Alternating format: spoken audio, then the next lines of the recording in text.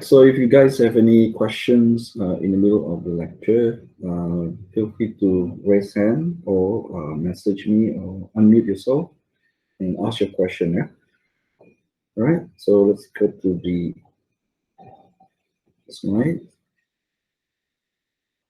Okay, so we're going to cover both sub-layers of the data link layer, yeah?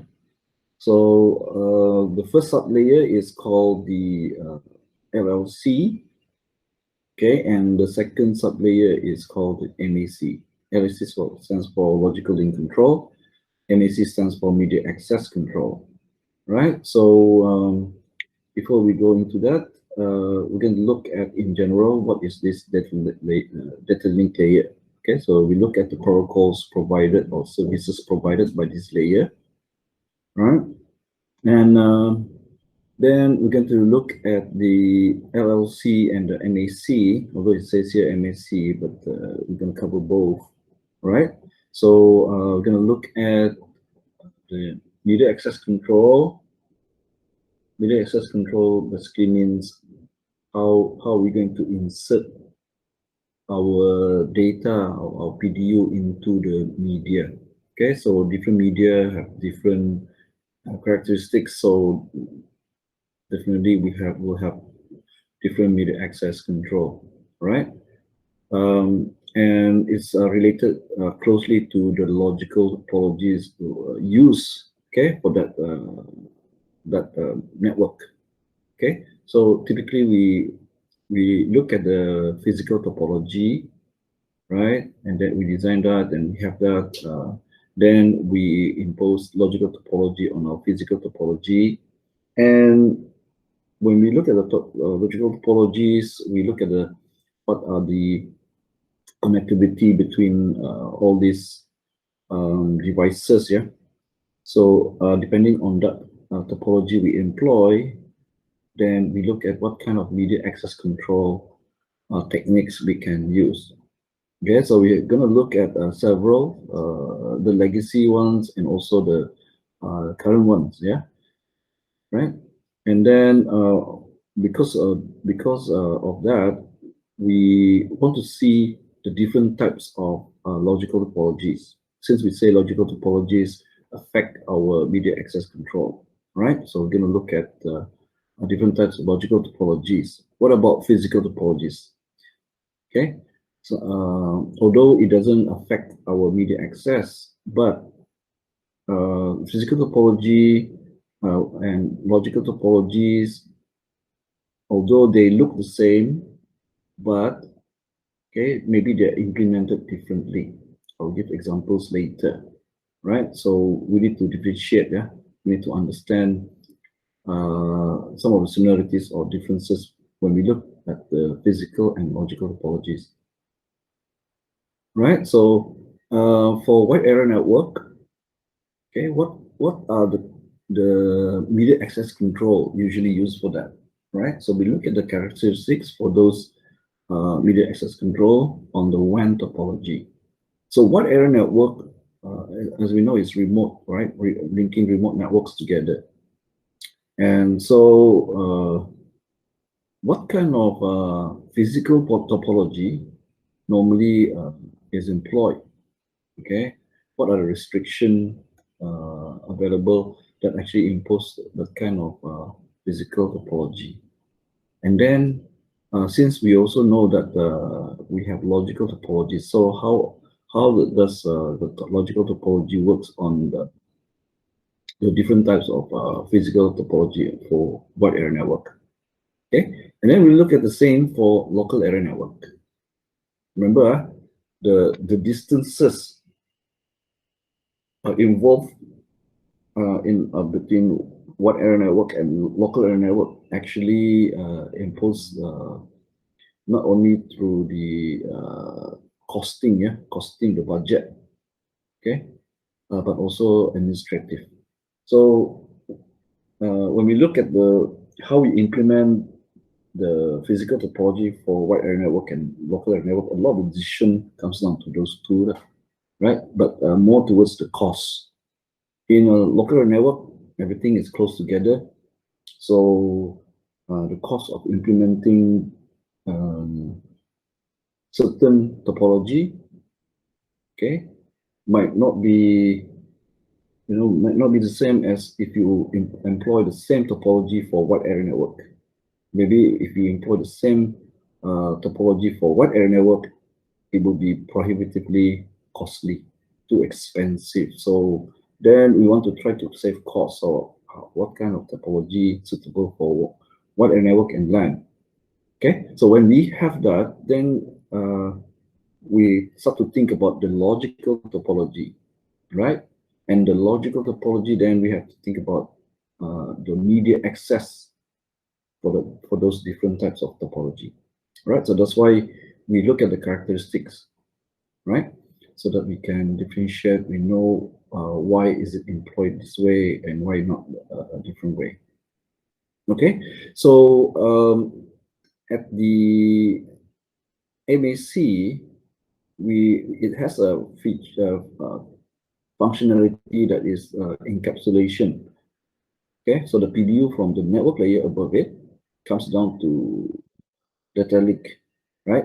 So the MAC is responsible to encapsulate, right, the headers and trailers for data link layer, okay, onto the PDU.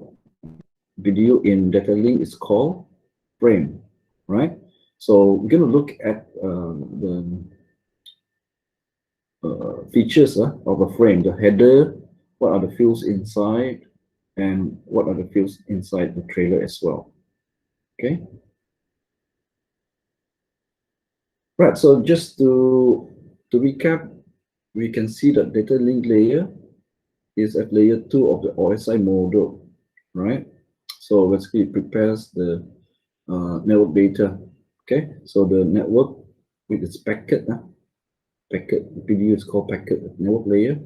It is passed down to data link. So the data link, because it's connected directly to the physical layer, whereby the physical layer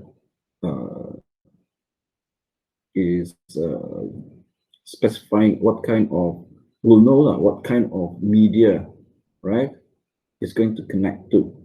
So the different types of media available dictates different types of requirements, different types of information. Thereby, you know that the content of the header for frames will depend very much on the media, because different media, different requirements, because different media is basically using different types of encoding. All right, so let's move on. So data link layer is responsible for communication between end device. So it is literally the end device in the local area network. Okay, so connectivity between these end devices to each other, right, is responsibility of data link layer. Okay, that's why when we talk about network interface card, we know comes built inside its ROM, the globally unique physical address called MAC address, okay, for Ethernet, MAC address. So because you can see here the end devices, it says communication between the end devices interface card, which means we're talking about that at the level of data link layer, right? So that's why we are not using IP address. IP address is on the next layer above, which is the network layer. Okay, so always remember, in a LAN, okay, to transfer messages between end devices, the address that's used is the MAC address, or media access control address, the physical address. All right. So even though within the encapsulation in the packet layer, in the network layer, the packet, there is IP address. Of course, we still need the IP address in there. But for the purpose of transporting the data from each end devices, within its own local area network. So we can call that one segment. MAC address is used. Okay, so think about the switch. The switch is the layer 2 device. Okay, its job is to connect all these end devices together to form a LAN, right? So because in a LAN, MAC address is used, so the switch is basically a layer 2 device, only operates based on MAC address. Okay, so the switch will not go all the way to layer 3. It will stop at layer 2. It will encapsulate layer 2 to look at the source IP and destination IP MAC address. Sorry, not source IP, source and destination MAC address. Okay, and it will compare the destination MAC address with its own MAC address table. Okay, so and then each port on the switch, okay, the switch already put in the table. Okay, it's a mapping between MAC address and port number, right? So thereby the switch, right, does not even know about IP address, doesn't even look at the layer 3, only look at layer 2. Now, this is true for every segment. The device that connects segments together or LANs together, which is the router, that's clear, okay, needs to modify the content of the frame, not only to match the media of the next segment or the next LAN, but also to change the source and MAC address. Because the source and MAC address, source and destination MAC address is only usable within its own local area network. Okay, as we go through this, we'll explain more about that part. Right, so data link layer is a layer 2, right? So that means when it's because it's just below network layer 3, it's able to communicate with layer 3. So in order for it to, when it's de-encapsulating, the frame header and trailer, right? So it cannot open into the network layer PDU. So it will not see what kind of protocol, network layer protocol that PDU is. Okay, so you'll see that one of the field inside the frame header contains the protocol identification for that PDU.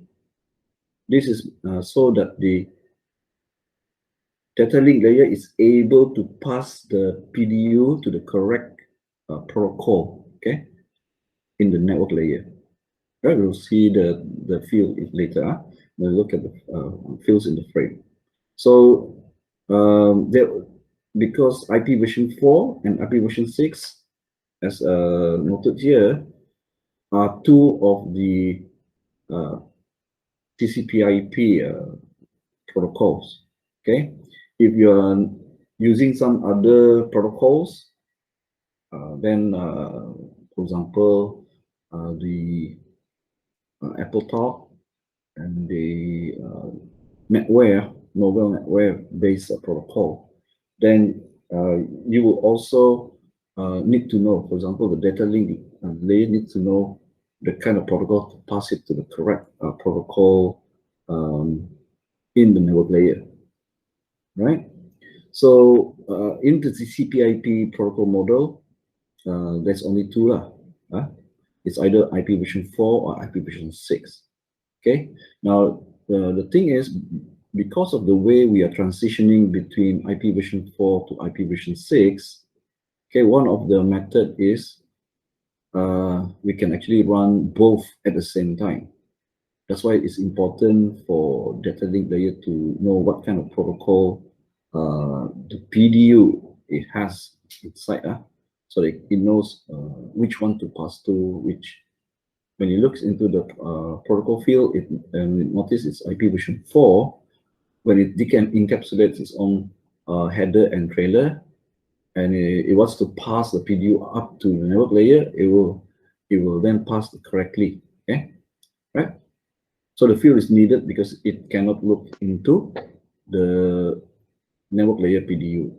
That job belongs to the network layer. It is network layer that can encapsulate the network layer PDU, the packet, right? So at this layer also, the frame is the only PDU that has a trailer. Okay, so one of the important field within the trailer, okay, of the frame is the error detection. Okay, this error detection is used to check whether the frame is corrupted or not, right? So any frames that corrupted will be dropped.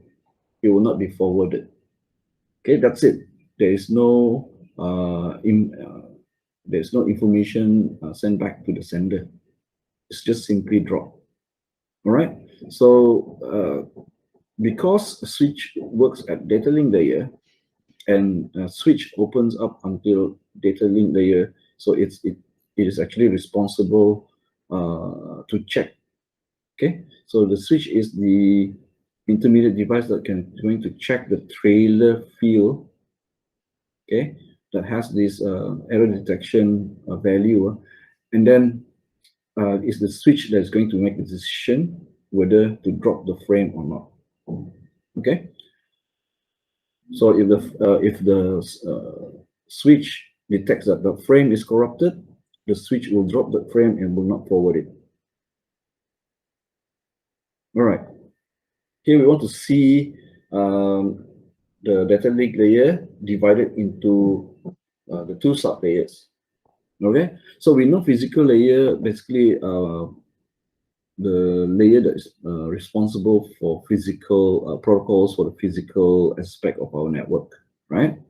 So, and then we know network layer and above until application layer, all implemented, the protocols are implementation of software. So data link layer sits between software and the physical layer, right?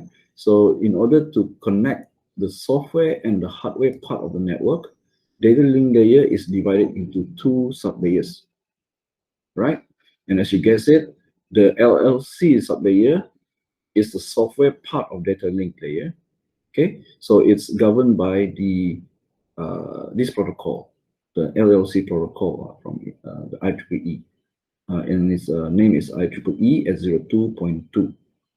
And then the physical part of the sublayer is called the MAC sublayer, and this is where the Ethernet LAN protocols exist. You can see that there's S02.3 for wired and S02.11 for Wi-Fi, yeah, and S02.15 for wireless personal network, and then this is standards used for Bluetooth or RFID, radio frequency identification, right?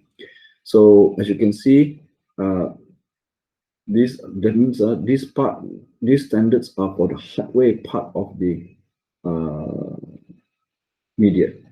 In this part is the software standard for the software part of the network. So you can imagine if you have a network interface card. So the hardware part of the network interface card, the protocols are governed by whether if it's wired NIC by this. If it's wireless and NIC, it will be this. If it's Bluetooth NIC, then it's this, right? So you can imagine how does the hardware interact with the user, with application within your computer system via the OS. So what part does the OS work on this? So the OS is software, so OS will be somewhere here. So how does OS interact with hardware? Via device drivers. So you can say that this part, okay, is accommodated by the device drivers of the, let's say if you talk about NIC card, sorry, NIC, network interface card, the hardware is this part. So the driver that talks to the hardware will be in this layer. Simple, yeah. Okay, so just to talk about how it's implemented in the computer. Example, right? So you can see that LLC sublayer is responsible to communicate between the layer 3 because it's directly below the layer 3, right? Okay, so the device here, the device driver here, you can basically check if you open your, even from Windows operating system, when you open configuration of your network card, okay, it is a separation between what you can do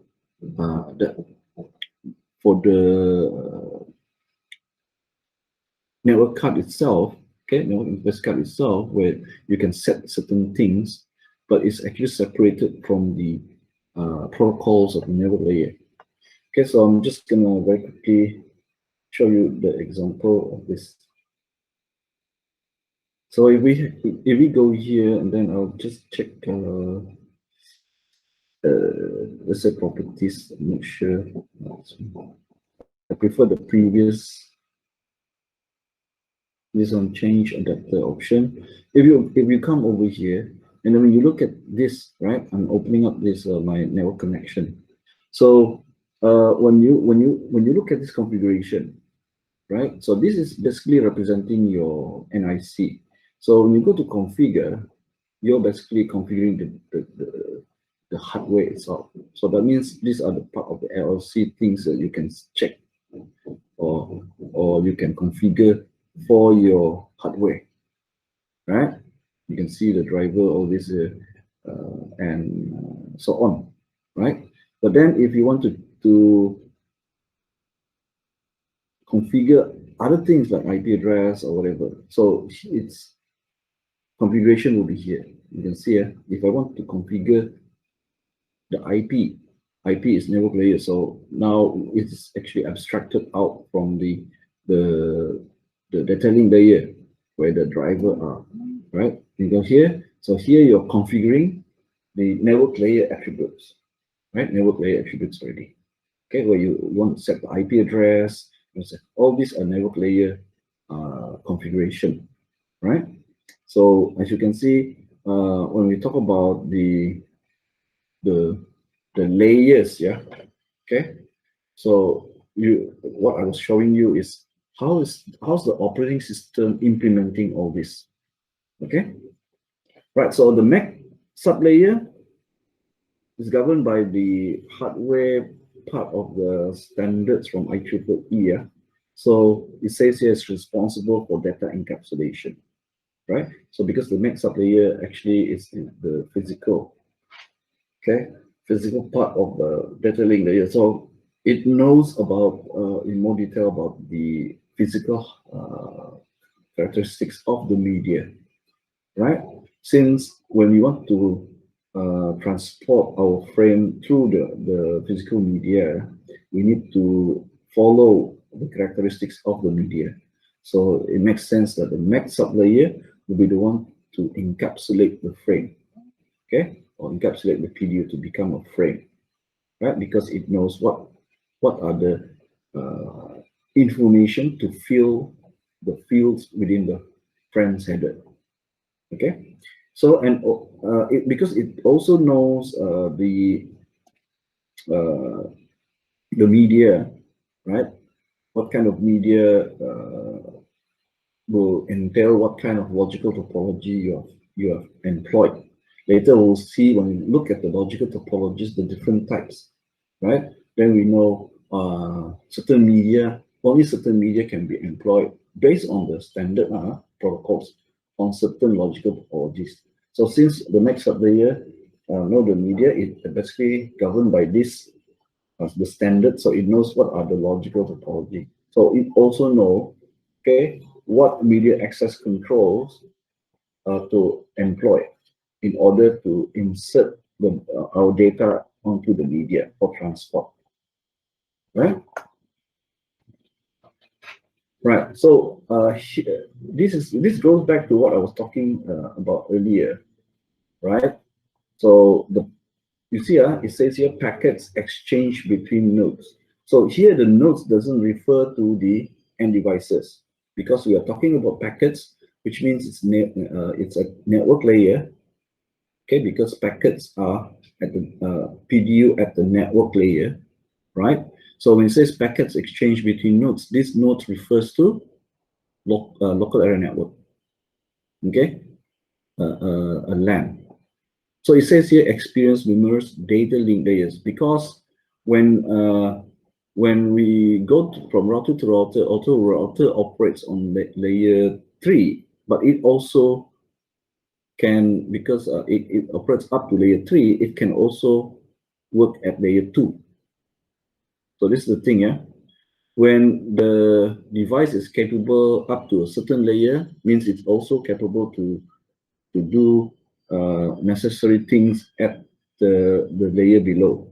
So doesn't mean that the router, because it's a layer 3 device, it can only operate on layer 3. That means it can operate up to layer 3. Okay, so that means at the layer 2, the router is also capable to encapsulate, to de-encapsulate and encapsulate.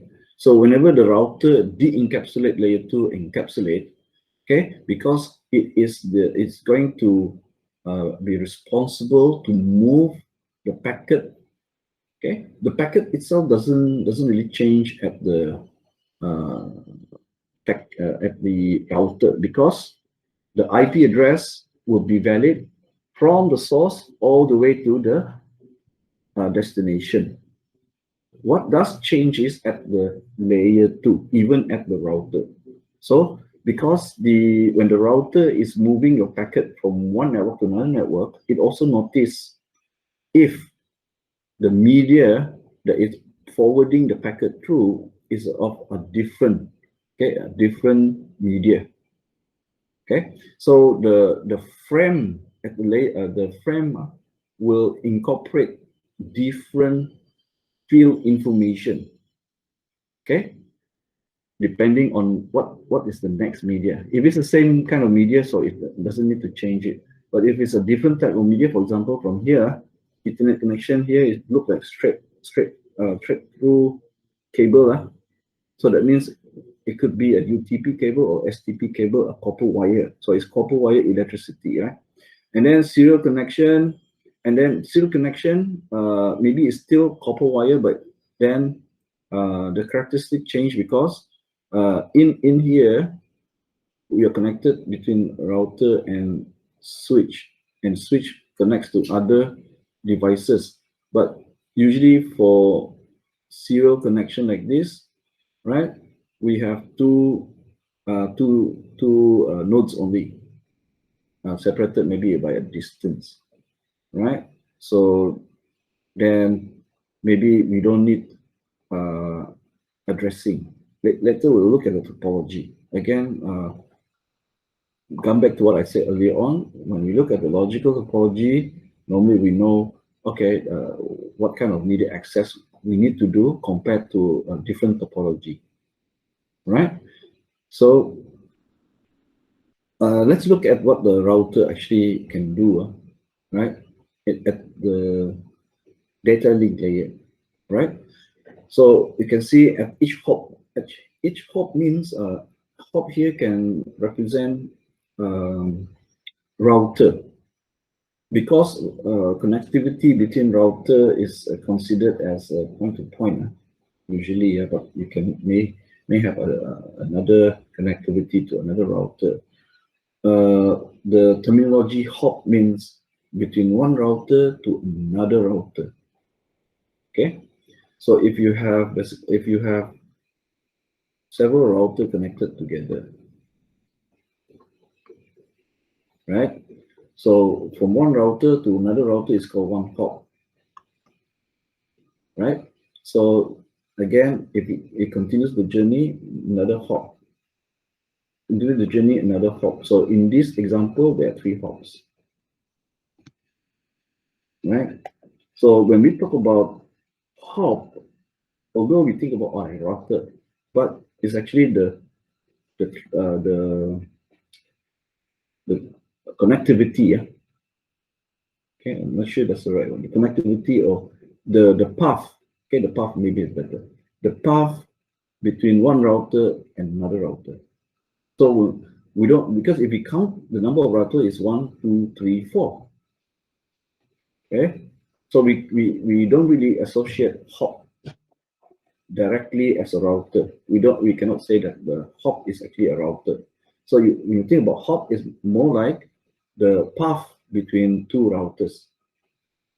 Okay, so when we say hop, it's between one router to another router. So this is one hop,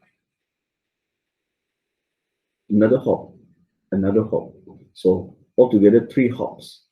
So if we directly associate router to hop, instead of correctly saying it's 3 hops, we actually count the router 1, 2, 3, 4, 4 hops. Then it's wrong already, yeah. Okay, right? So when you think about hops, then we think about 1 hop, 2 hop, 3 hops. So at each hop, right, the router, okay, is moving from a previous hop maybe to another hop. Here, the router performs 4 basic layer 2, layer 2. Although we always associate router is layer 3, as I said before, it can do processing up to layer 3, up to, not only layer 3, okay? So at the layer 2, at the router, what does the router do? It accepts the frame, of course. It accepts the frame, and then it will de-encapsulate at layer 2, de-encapsulate the frame, right? And then, of course, before it re-encapsulates, it passes the packet up first. Okay? It will not forget that it has that responsibility to pass the de-encapsulated packet up to the network layer. It passes it up to the network layer. So the network layer, it doesn't care. Okay? The layer 2 doesn't care what layer 3 is doing. Do your thing. Once the layer 3 finished doing its thing, it's basically looking at the destination IP address to decide which interface to forward to. That is the logic at the layer 3. Then when layer 3 is finished with the packet, it will pass it down again to back down to the layer 2, right? So when it come back down to layer 2, now the layer 2 will then have to do the re-encapsulation. When it does the re-encapsulation, it will then appropriately change the field content, whether it's the source MAC and destination MAC or other fields inside, depending, okay, on the next segment's media. What is the media, right? Okay, do I need to change this because we're going to go to the next media, right? Okay, if it's yes, then I change in the process of re-encapsulating. Also, when I'm re-encapsulating, I will basically check the capacity of the media. Because again, another thing, we are limited by the physics, yeah. Certain media is suitable to carry, we call that MPT, yeah? The maximum size of the segment that comes through it. Okay, so later we'll see this also. Depending on the next segment's media, maybe the data link layer needs to cut further, okay? Cut further or stitch them back together again. Okay, we know the transport layer at the layer 4 already divide into segments. Okay, but again at the data link layer, separate from that transport layer, and this depending on the media also, some media don't need, some media do need, then the PDU might be cut again, okay, segmented again. Okay, but it is not called segment anymore at data link. We call it fragment. Okay, then this is to prepare you later when you see, hey, how come inside the frame header there is also this fragment number or whatever. Okay, This is because some media impose some limitation. Okay, right. So that's all these are happening at the link layer, and then re-encapsulation is happening. Once it's finished, then it's passed to physical layer, and physical layer will encode it into bit pattern, right? We call the coding, yeah, right? So then the bits are transported through the medium to the next next router, okay, or the switch if it has reached the network destination, okay. Right, so just have a look, brief look at the standards, okay, for data link layer and the protocols defined by the organization in charge, right?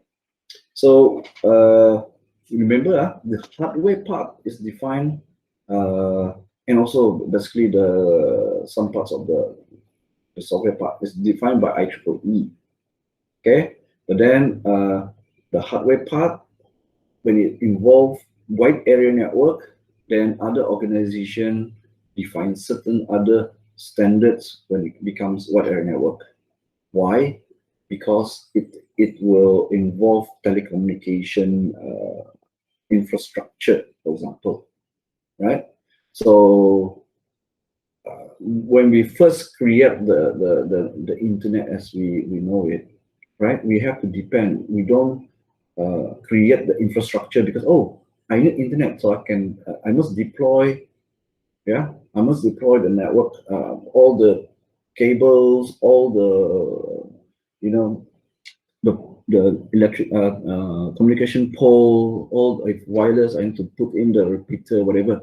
Okay, these are not done by users, consumers. Consumers do not do this. Okay, it's a big challenge, and also it involves government rules. It involves big budgets. So usually, very large companies do this, sometimes under purview of the government of the country to create the telecommunication infrastructure. And a lot of this telecommunication infrastructure are not meant to do, initially are not meant to do digital as a digital network, right? And in certain parts of the country, certain parts of the world, we are still running on analog. And then we basically tunnel or multiplex digital inside the analog signal. So obviously, the organization that comes together to create standards for this are the telecommunication organization. So for example, you can see International Telecommunication Union, right? ISO. Okay, we know that is providing standards. And then maybe for the US side is American National Standards Institute, right? They have to get involved because we are piggybacking last time, piggybacking on the traditional telecommunication infrastructure. Remember during the time before we have ADSL, we're using PSTN, we're using the old modem, okay? And then even when we improve the bandwidth, we also still use the public telephone network infrastructure for the ADSL, right? So definitely some of the standards also, they have a say, the telecommunication part of the industry, thereby the group that forms the standards, even though it's open standard, for example, but still it has to involve the telecommunication aspect, okay? Not only the networking part, right? Right, so here you can see some of the standards and the name of the standards. But usually the name of the standards are given, but they do have the coding. For IEEE, you can see as 2.2, 0.3, 0.4, 0.5.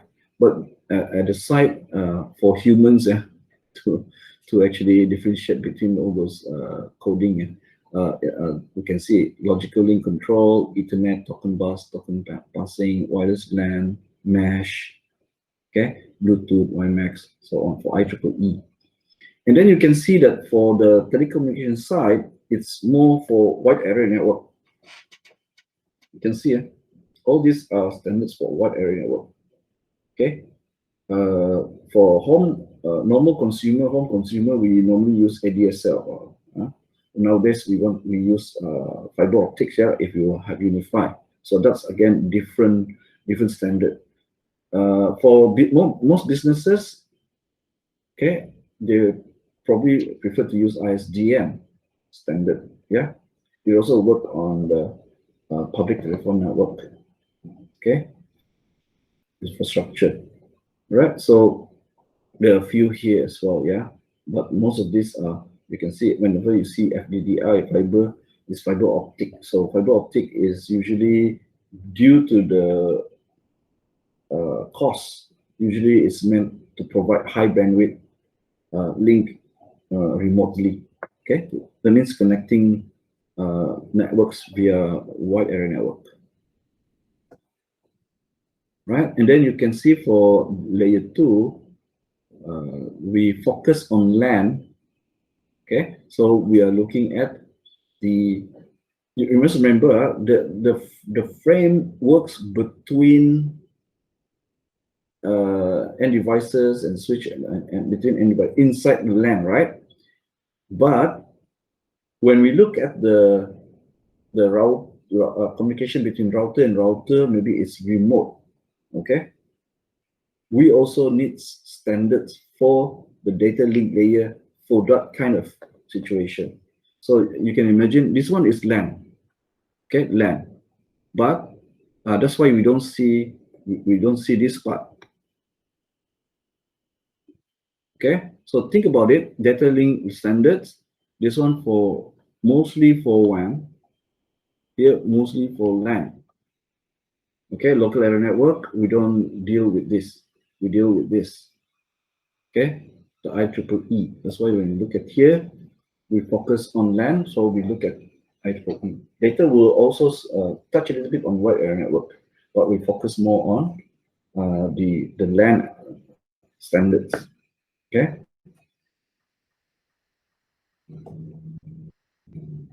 Well, let's have a look at media access. So media access basically, because it's media access control. Okay. So what it means basically is from the word itself. We want to control, find a way of controlling access to the media. Okay, if you are the only one in the network, okay, it defeats the purpose of the value of a network if you're the only one. But then we want to use this as an example to think about what is controlling access. If you're the only one, then there's no need to control. Up to you lah. You want to whatever you want to do. But the moment you put one more device on the network, then you have to think about, okay, how do they access the media? To answer that, we have to ask, what is the media type? How do we connect these two devices together to the media? Okay, because if you want to control the access, we have to know about this. So some of the examples to enlighten us about, what does it mean controlling access to the media? Think about the media being the very fast highway. Okay, hopefully our pen Borneo will be continued, so we will enjoy that kind of traveling, where we can have a highway linking cities together. But think about the smaller roads. How do you get onto the highway?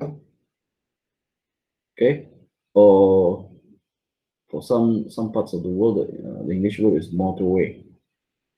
Okay, here we call highway, right? How do we access the highway? Usually we have a smaller road to connect to the highway, but the difficulty is the cars in the highway is moving so fast. In fact, autobahn in Germany, if you drive slower than a certain speed limit, okay, then they actually have two kind of speed limit. One is upper bound and the lower bound. The lower bound is very high. Okay, so if you drive slow, then the lower bound you can get fined. You have to drive fast because driving slow on a highway is very dangerous. It can cause accident actually. Although normal road, yes, you have to watch out your speed, but on the highway, you have to watch out your slow speed as well. Okay, so what is the way to access it? So one way is, okay, so you try to the access road is designed in such a way that it will allow you to speed up to match the speed of the cars in the road and then slowly insert yourself. Okay, some, okay, that means the road is merging, but some way you actually have traffic lights to indicate, right, for you to that means the traffic lights control the flow of the traffic so you can insert yourself safely. So that means different rules, okay, will affect different way you access the, okay, right? So you can imagine it that way. This is what is given by NetCap, right? So you can see in a shared media, especially in a shared media like this, all the end devices have equal access to the media, direct equal access to the media. So if you just let them be, okay, then the network will not work because there's no standard way on how each of the device can access the media so that they cannot communicate.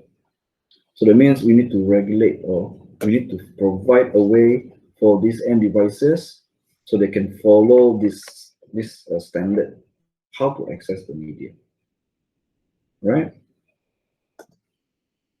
Okay. So the media, to access the media, we have to look at what kind of things can affect for we to access the media. As you can see here, what do you think about when we see that oh, this is how we connect all this computer? They all have direct and equal access. So when we talk about how we connect all these computers together, we start to look at the topology. Okay, so we know there are two types of topology: physical and logical. So let me give example here. This is from the point of logical topology. This is what is called a bus or hierarchical network. So for bus network like this, where all end devices have equal and shared direct access to the media, you know that there will be a collision happen. What is a collision? When the signal sent by the end devices to the media collide with another signal from a different end device. So how do you do it in this kind of topology? Because there will be other topology, so different logical topology necessitate different types of media access. So this is why we need to look at these physical and logical topologies. Okay. Okay, so it says there, the actual media access control method depends on the topology, how the connection between nodes will appear to the data link layer. Because why we say appear to the data link layer? Because when we cannot we cannot base on our eyes. Okay, we cannot depend solely on our eyes. When we look at it, what we see is physical topology. But the physical topology might be not appear as how we see it. Okay, so that means how the actual linking between all the nodes may not be the same as how we see it physically. All right. Okay, so I'll use the kind of I will use one of the example I can what. So let's use this example. Let's say I have a box. A switch will link all the nodes. Okay, so for my eye, I will see. I will not see that the cables are going to be. No one actually, although they are creating a star. This is called a star topology. No one actually create a star topology exactly that look like a star like this. First of all, because the wiring is very messy, it will cross over the entire space.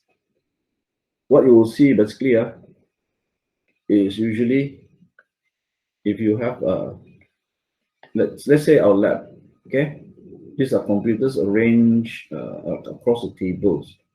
Okay, so what we do is we normally do cabling, right? So all these cables go to the switch. Does it look like a star to you physically? No, right? Okay, but what does it look like to you? So it might be physically, it might be look different because physical topology shows you exactly how the location, the wiring, and all these things. Okay, but logically we know it's this connection type, this star with a switch. Okay, right. So let's take ring network topology. Ring network means you have cable in a circle, and then just like this,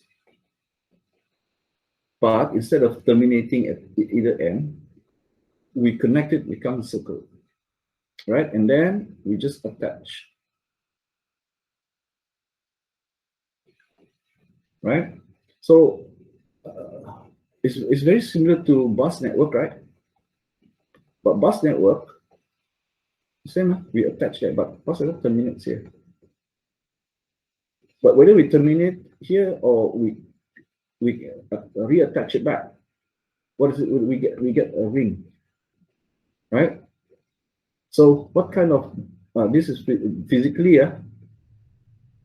it's very difficult for us to actually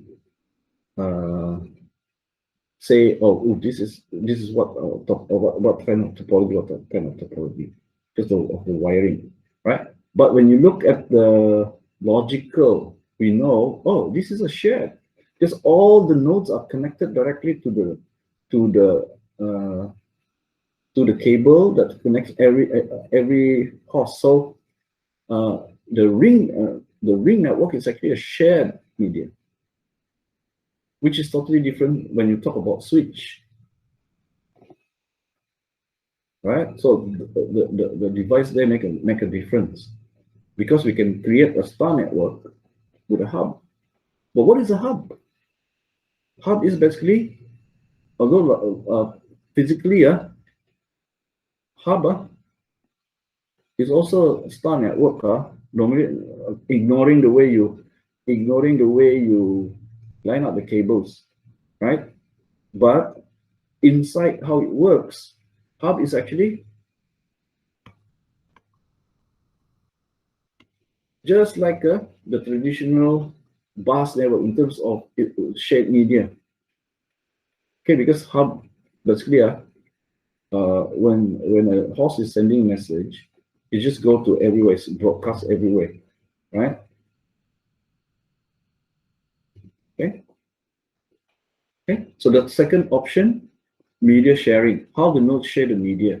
The media sharing can be point to point or shared such as in LAN. when I say point to point, here we talk about all this topology has more than one or more than two hosts. So what about, and most probably for wide area network or linking LANs together? What about this kind of topology where you only have two nodes? This is what we call this one, point to point. Okay, from this point to this point, from this host to this host. Okay, so we can have star, we can ring, we can have bus, we can have point to point. Right? So I think this one we have defined earlier on in the previous chapter already, physical and logical. Right? This one also we all know already. Physical topology, we actually want to know where it's located. So in server room or in the classes and labs. Yeah. And then logical topology, we focus more on the network segments are connected by which device, interface is what address, end devices what address. Okay, right. So this logical signal path that we see in the logical topology is defined by data link layer protocols. Okay, because we're talking about ports and especially in LAN, we look at the switch port. Okay, and the NIC connected to the switch. That's our main point. So again, there are different types of wide area network topology. Okay, which one is the most expensive? Can you see? Right, if you want to implement wide area network topology, which one do you think is the most expensive? Okay, when you look at this, of course, very obvious, right? The one with the mesh type, and especially the full mesh, not the partial one, the full mesh. Full mesh topology means every node is connected to every other node. So how do you connect them? Now, this is where the cost comes in, right? It's either cable, but typically for wide area network is fiber. Fiber is already very expensive, and if you want to like lay out fiber optic cables to link every single node, those nodes in wide area network are LANs, could be LANs, yeah. Each of them could be local area network. So very expensive, full mesh topology. But there are advantages for mesh topology. Okay, it provides high availability. In fact, our internet was designed to be that way, right? And it provides high availability means resilient to downtime, right? So if the cable breaks somewhere, it doesn't mean everyone in Malaysia suddenly no connectivity, no internet connectivity, because the internet works basically in this manner, mesh. Okay, there are alternate route through the network. Okay, so maybe we cannot afford full mesh. Full mesh is the best lah, right? Because you can reach any node by many more paths. Okay, but it's the most expensive to create. So maybe we balance between the high availability and costs required. So sometimes we implement partial mesh. Okay, right. So, but they ask, because it all depends on the requirements of the network. What kind of network you want to create? All right. So here, although it looks like star network, usually we reserve star network, the name topology, for local area network. For wide area network, usually it's hub and spoke topology, right? Again, we have a central LAN and maybe Then we connect all the outlying lands. It basically has a central hub and spokes coming out to link to other links, to link to other lands. This is very similar to railway routing. Right? You have a central, especially in West Malaysia, you have the KL Central. KL Central is where all the train lines converge, right? We have example also in London, also the same. Okay, and I think most modern railway or MRT capable transport system will have this hub and spoke topology, because you can when you have centralized like this, it's easier, right? Easier to, but there's a thing. The problem is this one is similar to the star network, is that there's a single point of failure, right? If the central hub the problem, then all the other networks probably down as well, cannot communicate to each other. Okay, so that means you need to be aware lah. That means you need to provide redundancy for the hub. So if you're thinking about local area network, then maybe you have a spare switch. Okay, the moment the one switch go down, then or you can provide this kind of alternate path. Then for long distance, you might have point-to-point topology. Okay, connecting to remote networks together. Right. Physically, then you think about you list the line. It means for physical topology, it means you physically have this connectivity. Just no one is sharing the path between. So you can imagine if you think about internet, then the cabling under the ocean is a point to point from one end of the Atlantic Ocean, for example, to the other end, from Europe maybe to somewhere in North America. Because you probably don't have any network in the middle of the ocean or the bottom of the ocean. So we know for sure that kind of cabling, that kind of physical topology is point to point, right? If you have any question, don't hesitate to ask, yeah? Right, so let's have a look at that point-to-point topology in more detail. Okay, so the physical point-to-point topology means the two nodes are directly connected. Please remember, for wide area network, these nodes can represent a network. Okay, of course, the network is LAN, okay, or set of LANs. Okay, but we focus on whatever it is. It's reachable via a router. Remember, router connects network together.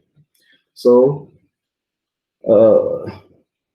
in a physical point-to-point topology means you can imagine the physically the wiring, the cabling point-to-point. Like I mentioned earlier on, the fiber optic cable under the ocean linking two continents together, the European continent and the North American continent. So the aspect of this, of course, the two nodes do not have to share the media with any other host or any other nodes. You can see just the media linking the two nodes. So one thing about this is you know already where you're going. And at the other end, they know already if they receive a message, they know from whom. Because there's only two.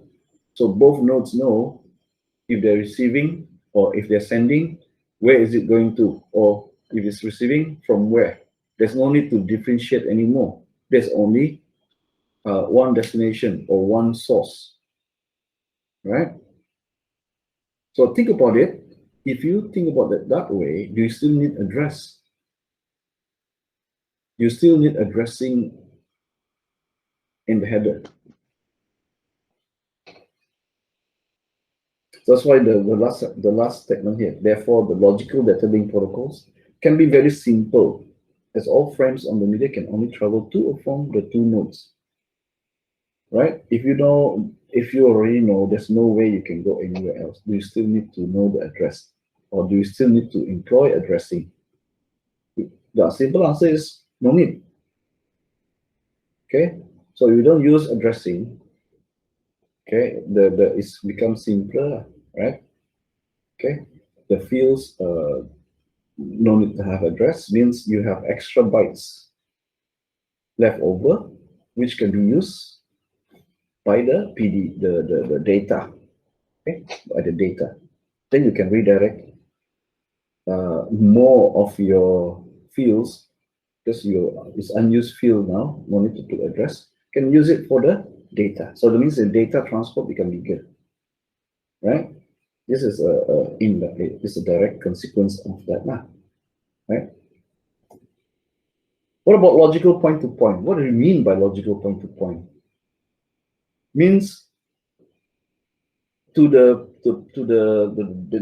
network, to the data layer. It seems like yes, it seems like only two nodes are involved, because all the communication is between the two nodes only. But when you look at it physically, how the data is transported between the two nodes is not no longer physically directly between the two nodes. It may go via another network, another network, when it's traveling between the source and destination node. Okay, it passes through one or more networks. But the thing is, logically, it's created in such a way that the communication is actually viewed as point to point. And we call that virtual circuit. And how do we create virtual circuit? Well, currently how we do that, the easiest way is to use VPN, virtual private network. Okay, so if you ever play multiplayer games and the multiplayer games don't allow you wide area network multiplayer games, that means only you can only create LAN. But then you want to play with your friend. Your friend is not in the same local, same house as you, or same network with you. Your friend is remote. So how do you do that? So usually gamers will create a virtual private network. In that virtual private network, it seems like you have your own private network. And if your private network only have two participants, then it's a point to point. Okay, but most multiplayer games that only works on LAN, but want to create a multiplayer game separated by the internet between you and your friends, then you will use VPN, right? Okay, sometimes the VPN, I think, let me just check very quickly. I forgot the name of one of the software. I think, I remember, it's called, yeah, Hamachi. Yeah, anybody ever use Hamachi? It's one of the VPN-based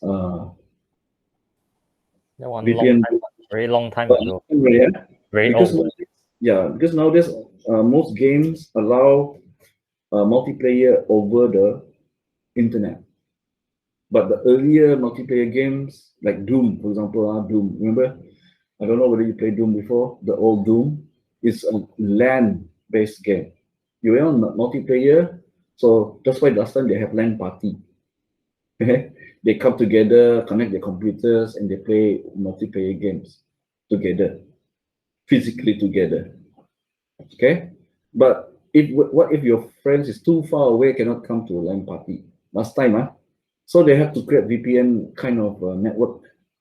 So in that VPN, right, it although it's on the internet, but actually it's for their software, they can see it's like their own virtual private network. It's like a LAN, right? So when how is it relevant? Because when we look at logical point-to-point topology, it means we create that VPN to create the virtual circuit, but between two participants only. Then it's a logical point-to-point topology. So it's virtually two parties as if it's point-to-point. But when you look at the physical aspect of it, it's created over the internet. Right? So that's why there's a, even though physically it's maybe mesh network or partial mesh, which is the internet, but logically it's a point-to-point topology. Nowadays, companies use this to extend access to their internal network, to create the intranet lah, kan, to their employees working remotely. So the employee log in, they feel as if they're still in the company's local area network. Okay, they use the VPN technology, it's encrypted, right? Yeah. So I want you to realize there, this fact, the difference between, look at it from the physical topology point of view, especially this one is quite area network. And when you think about it in terms of logical topology, so then it might be two different things. Yeah. As I said before, logically is a point-to-point topology. Virtual circuit, two participant, of course, is point-to-point. Within that virtual private network, maybe you want to use addressing, you don't want to use addressing because logically it's only two conversing to each other. But then when you step outside of the logical topology point of view and look at physical, how is implemented on top of a partial, if it's an internet, partial mesh network, right? And this slides explain that now, right?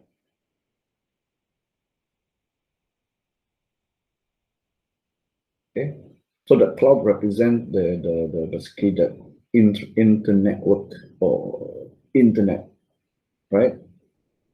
It might change, but as long as the virtual circuit exists, then from the point of view of the logical topology, it's a point-to-point.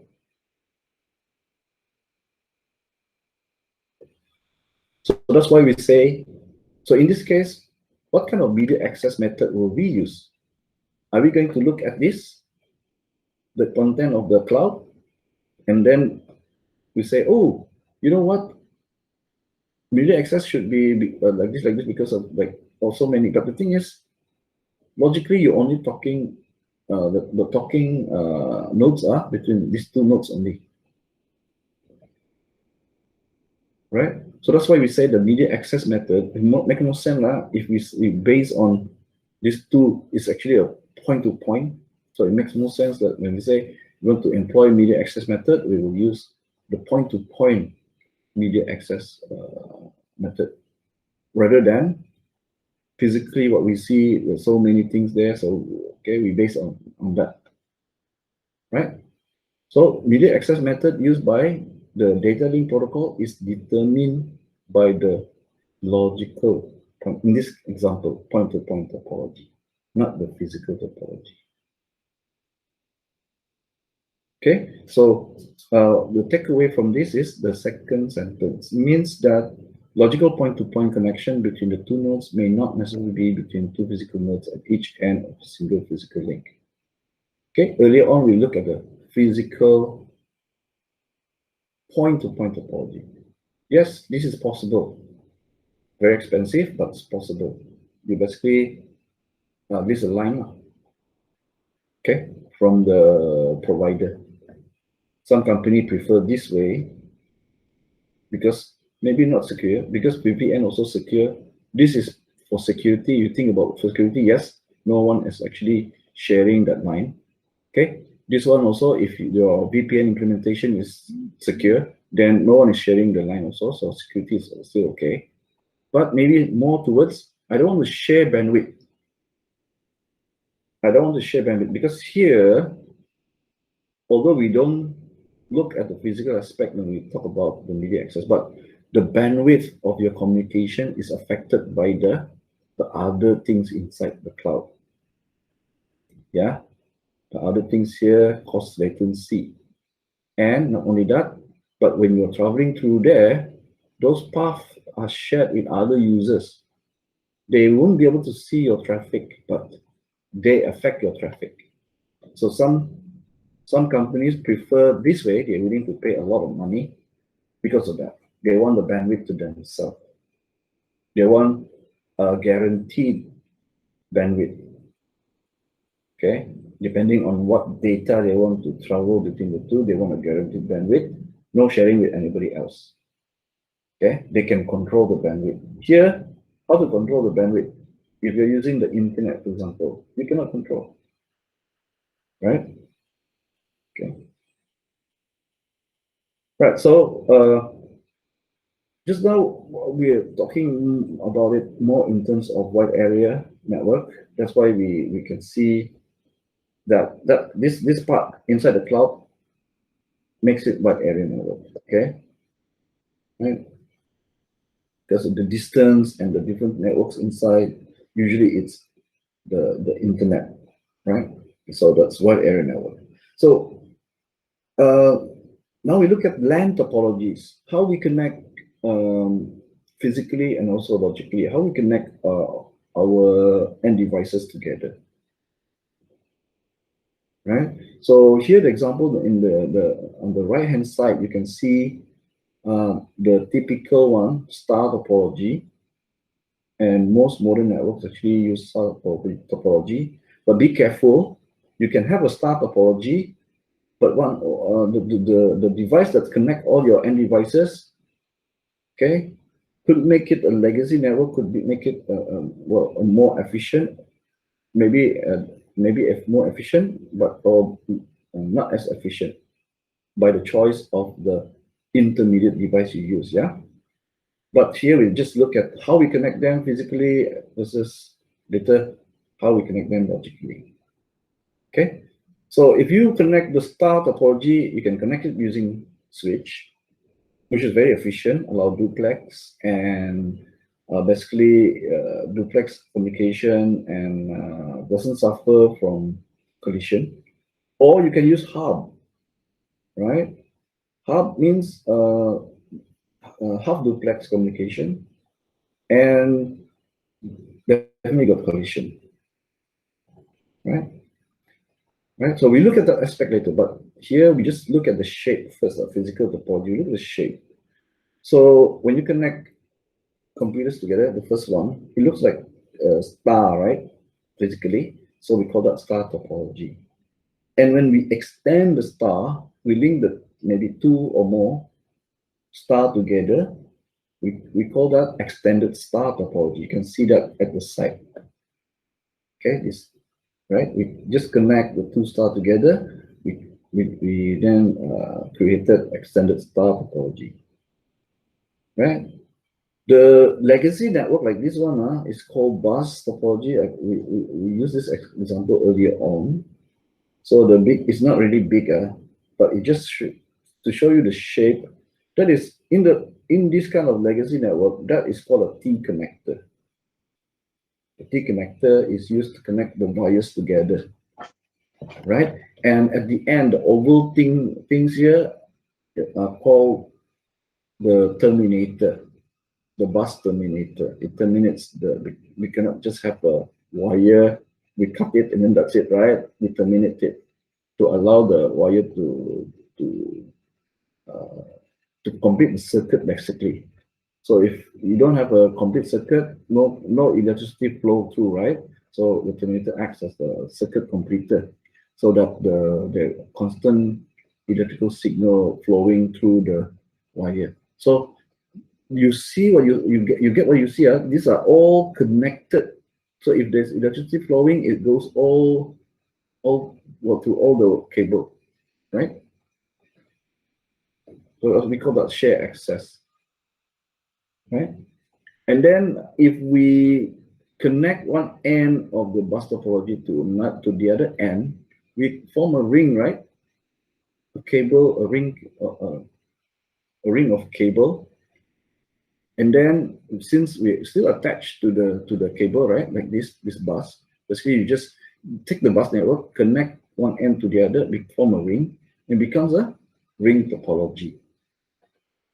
And ring topology, very similar to bus topology, means it's a shared media.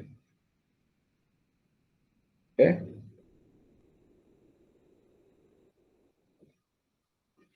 Okay. And it's understood nowadays bus topology because it's not very efficient. You cannot get very high speed, high bandwidth in this kind of network. Similar with ring topology, it is considered as legacy. Okay, legacy legacy topologies means it used to, but now people tend to not to use this kind of topology anymore. Okay, nowadays the most popular topology is for LAN is this star topology, where the central device is the switch.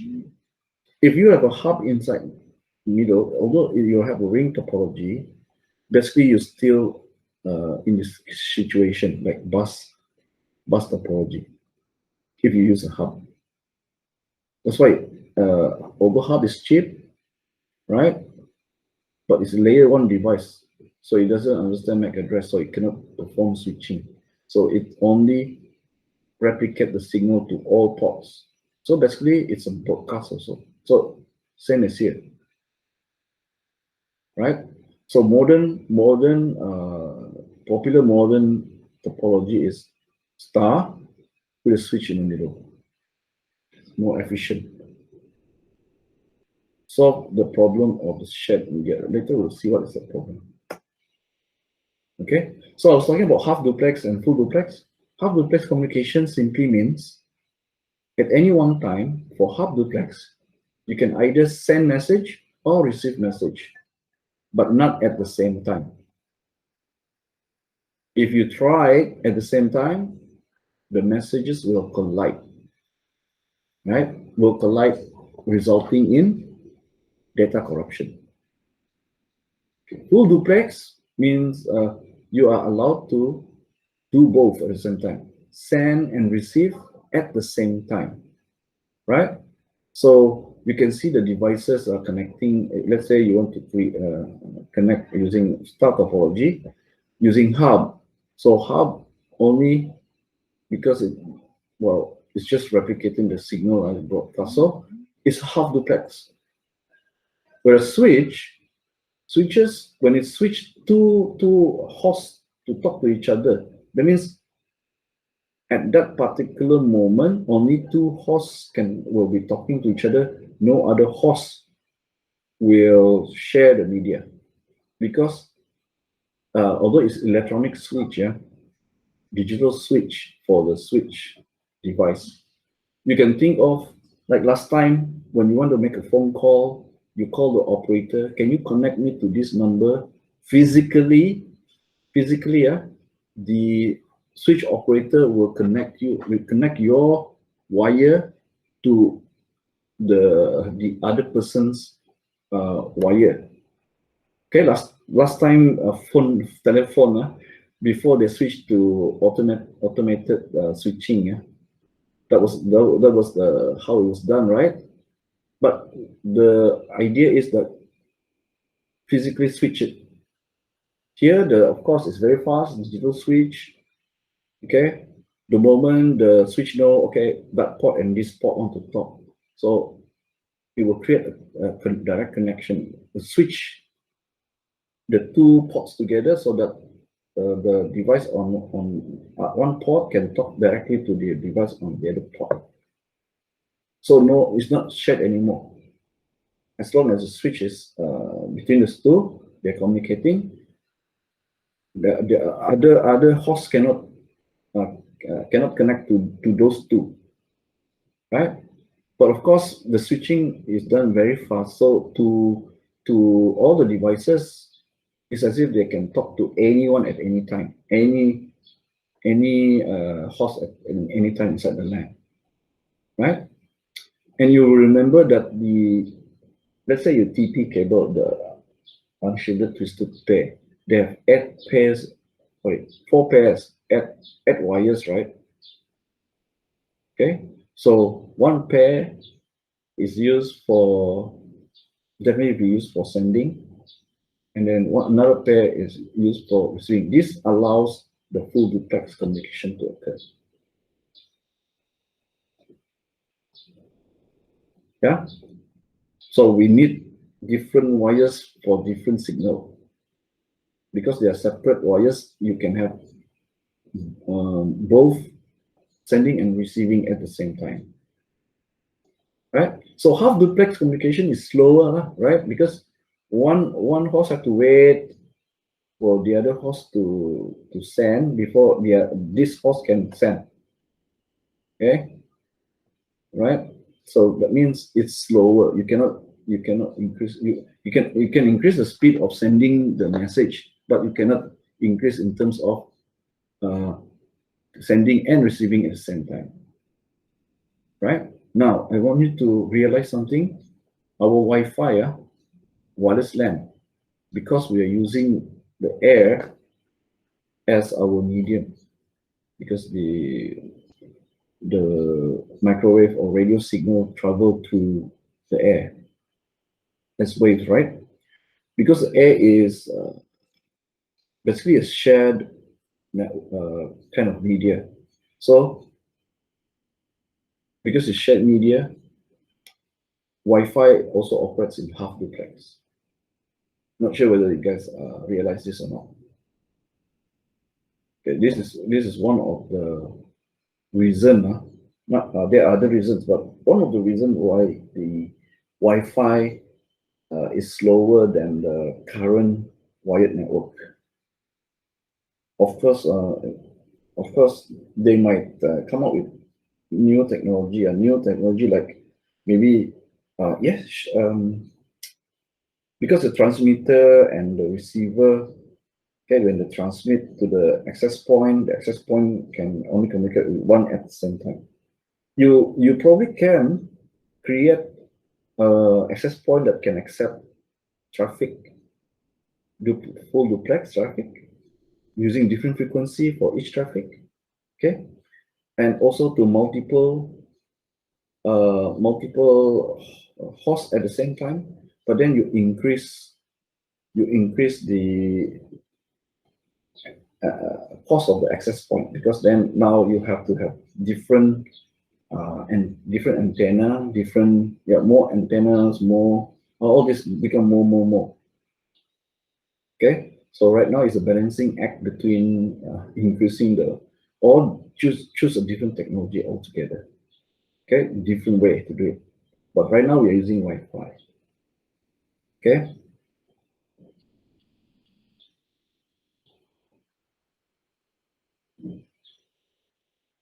so I talk about the host and the switch using UTP cable, having the capability. Not only, and they're not sharing when you switch, they're not sharing the communication with anybody else, but using the UTP cable, you can have send and receive at the same time, full duplex communication. Now, very important for you to realize, in your network, as long as one of the device in the communication is half duplex, then the communication falls to half duplex.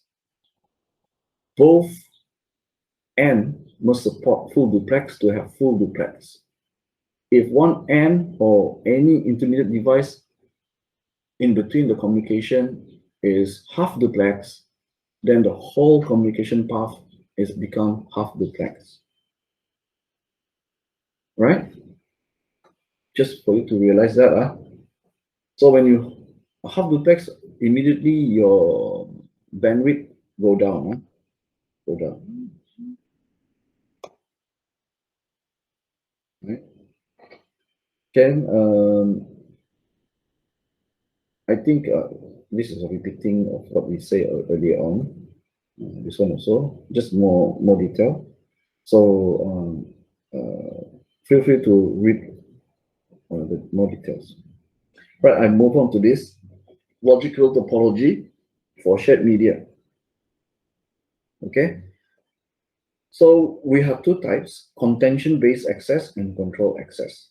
The contention-based access is first come first serve lah. Contention, you're contending to use the media, whoever first, right? But we do realize there will be a collision. Okay, so the thing is, for the contention base, you allow any host to send message anytime they want. But how do you handle the collision? So that's contention-based access. Control access, you have a rule. Just like the when you know the story about the Red Indians and the cowboys, when they have conflict, even among the Red Indians in North America, when they have conflict, they have this thing called the peace pipes, right? So, or some kind of token, right? So to allow a more civilized conversation, they will have a rule saying, whoever is holding this token, this peace pipe perhaps, is allowed to talk. So while the person is talking, the rest just listen. Okay, so we talked already about communication, right? Where communication, the timing, right? If one person is talking and the other one also talking, then there's no communication happening because no one's listening, right? So control access by using token, right, is based on this. You set a rule whereby if one of the hosts have the token, then that host can send or receive. Other hosts wait, right? Of course, you don't allow that token to remain at that particular host for a long period of time. You also set the rule, say how long do you hold the token. When your time is up, you have to pass the token to the next host.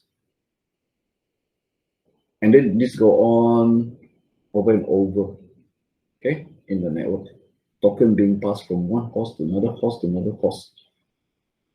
So if the host, if any host receive a token that, well, it's not, there's no communication need for that particular host, you just pass it on to the next host, right? So this is what we call control access, control by the rule of using the token, right?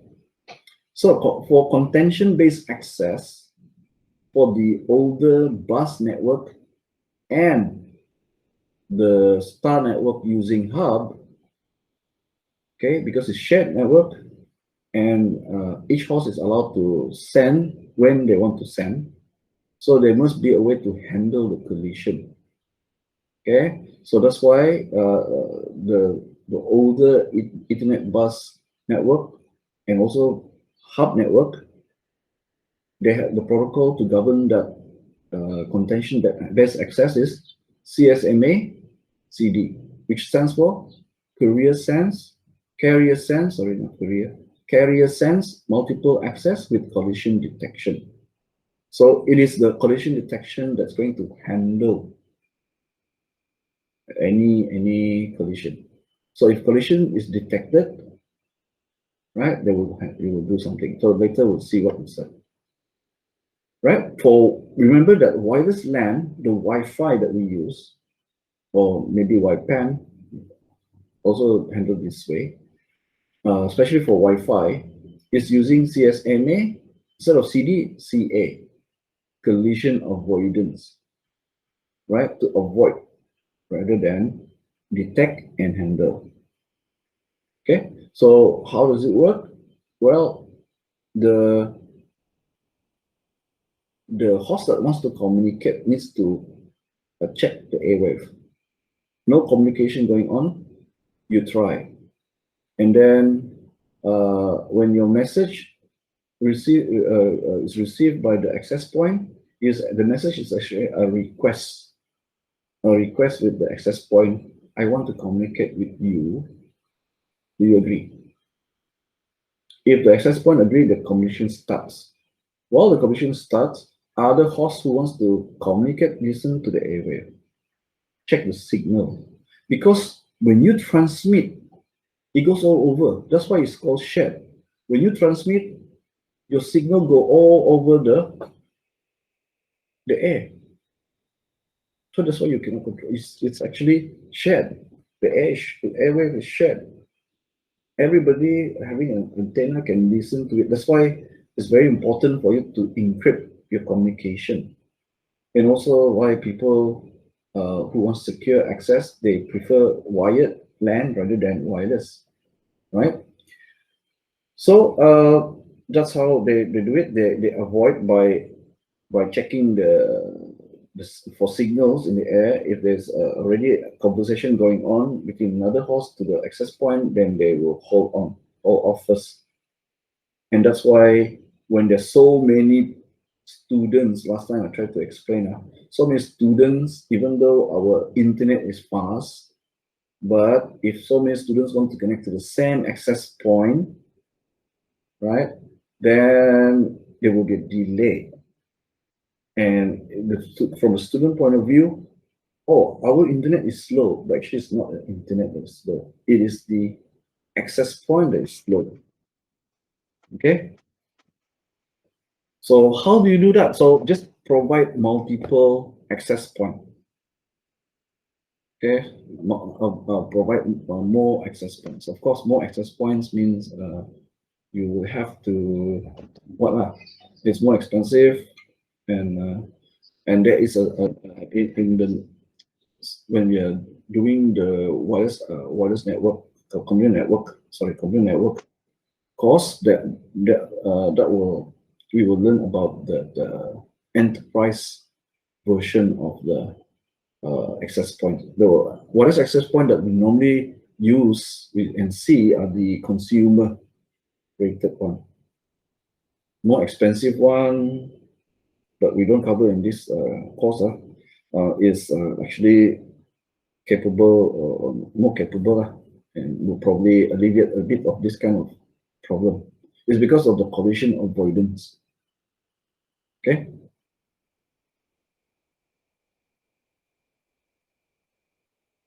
Okay, so control access is deterministic in the sense that if you know where is the token now, you know when the other host will get it. Because usually the token is based on the timer. You cannot allow a host to monopolize the token. So it's basically used on legacy networks, such as token ring network. That's why the ring is a ring network, is shared, and they use token. Okay, the way I describe tokens being used, and ARPANET from VEC. And then here's an example for contention-based access. Nodes, of course, operates in half duplex. When you send a frame, which is actually maybe send, then you cannot at the same time receive because you only have one cable. They will collide. The cable used in the legacy Ethernet bus is actually the coaxial cable. As you've seen the coaxial cable before, we don't have multiple wires like we have in UTP or STP cable, right? So hosts compete for the use of the medium. Only one device can send at a time, right? So characteristic station can transmit at any time, or host can transmit at any time. Collision definitely will exist. When you allow them to transmit at a time, collision can exist. So we use mechanisms available to resolve when collision happens. So again, contention-based technologies, the CSMA-CD and CA, right? As earlier, I talked about legacy, the Ethernet bus network, CSMA-CD is used. Collision detection, that means the NIC will always listen to the cable, the wire, to detect collision signals, right? So what happened? Okay, if any of the hosts detect collision signal on the wire, right, then the host will send a jamming signal. Jamming signal will disallow any host to send during the recovery process of the collision. So what happened to the host? They will have a randomizer to randomize the waiting time. They will have to back off. Back off means don't do anything within this period. So that period of time, of course, is randomized so that, because if all the hosts have the same time to back off, then when they come back in to transmit or to listen for transmission, they will collide again. More probability to collide. So with random period of time, so each of the hosts will get random amount of time, then the probability of a collision happening the second time is lessened, right? Okay. Because collision happened, they have to handle. This made the legacy Ethernet bus network slow. Okay. Not only that, because it's also half duplex, even more slower. Right. Okay, so here is the explanation of what I was saying. Okay, so here's the explanation for the contention-based access for Wi-Fi. You can see that when transmitting, devices also include the time duration needed for the transmission. So other devices on the shared medium receive, they can listen to the signal, right? They can actually interpret the signal. They receive the time duration information, and so they will know how long the medium will be unavailable. So during this time duration, they will not attempt to send anything, right? Okay. It does not detect the collision because the attempt is to avoid collision, right? So control access.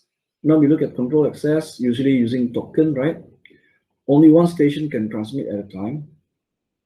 Okay, devices wishing to transmit must wait their turn. Mean to say, if we use token, means they wait until they get a token. There will be no collision because this is control access, right? So they use one of the more common way to implement this is by using token passing, right? Each of them will receive a token. Okay, each of them will use a token for a specified amount of time. So all of them get a chance to get a token, thereby to transmit or receive. Right? Which usually is transmit. Receive, because it's basically broadcast, any one of them can receive. If it's meant for them, they will pick it up. If it's not meant for them, just ignore.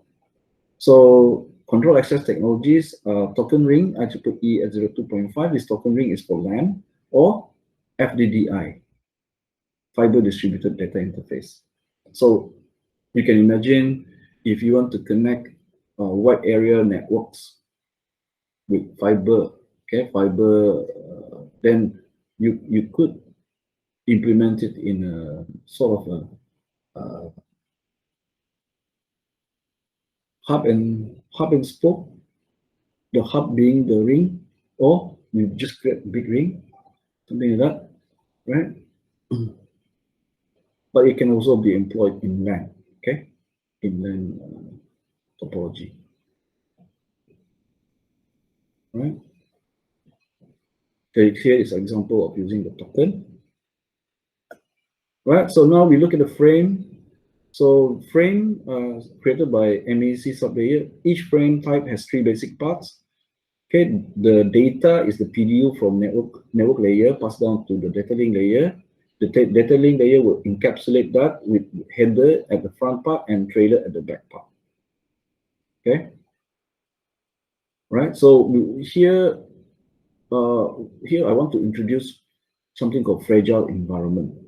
Fragile environment is when there's a higher probability of your data being corrupted. So the example here shows satellite communication. we all know already when we use, if you subscribe to Astro, during storm or heavy rain duration, sometimes we lost the signal. Okay, we are watching TV and suddenly, oh, because it's raining very heavily, the rain droplets and also the rain clouds can block the microwave signal from our dish, satellite to our dish. Okay, so we are at the mercy of the weather. So this is called the fragile environment. Compare that to the cable. The most stable environment is the one using cabling. Okay, and especially fiber optic, because fiber optic is not even obstructed or influenced by the interference. Okay. Okay. So if you have to transport your frame via a fragile environment, okay, then you need to put in more control information, right? So another fragile environment is the Wi-Fi environment due to blocks. Because Wi-Fi can be blocked by, just like the microwave signal satellite or dish can be blocked, right? So, but in general, the frame fields are made out of frame start and stop. Usually, the frame stop is at the trader partner to identify beginning and end of frame, addressing MAC address, both source and destination. Type will put in the, remember I talked about this layer 3 protocol, whether it's IPv4 or IPv6. So when the data link layer passes on the PDU to network layer, it can pass to the correct handler, the correct protocol handler at the network layer. Okay. Control, identify flow control services. This one is, I think, talking about quality of service. Okay. And then data is the data from the network layer. Okay. The PDU from the network layer. And then at the end, the trailer, we have the error detection. And then after that, the frame stop. Okay. So for the frame start and the frame start and frame stop, usually there are specific pattern of bits as an indicator, right? So that the NIC can detect where the frame start, where the frame stop. Of course, remember the frame start bits pattern and all the patterns of the rest of the frame will be encoded again, right, into bits for detection, the signal detection. Okay, but how to know once you begin translating? How do you know where's the beginning of the frame start and where is the frame stop? So we look at this specific bit patterns. Right. So layer 2 addresses referred to as physical address.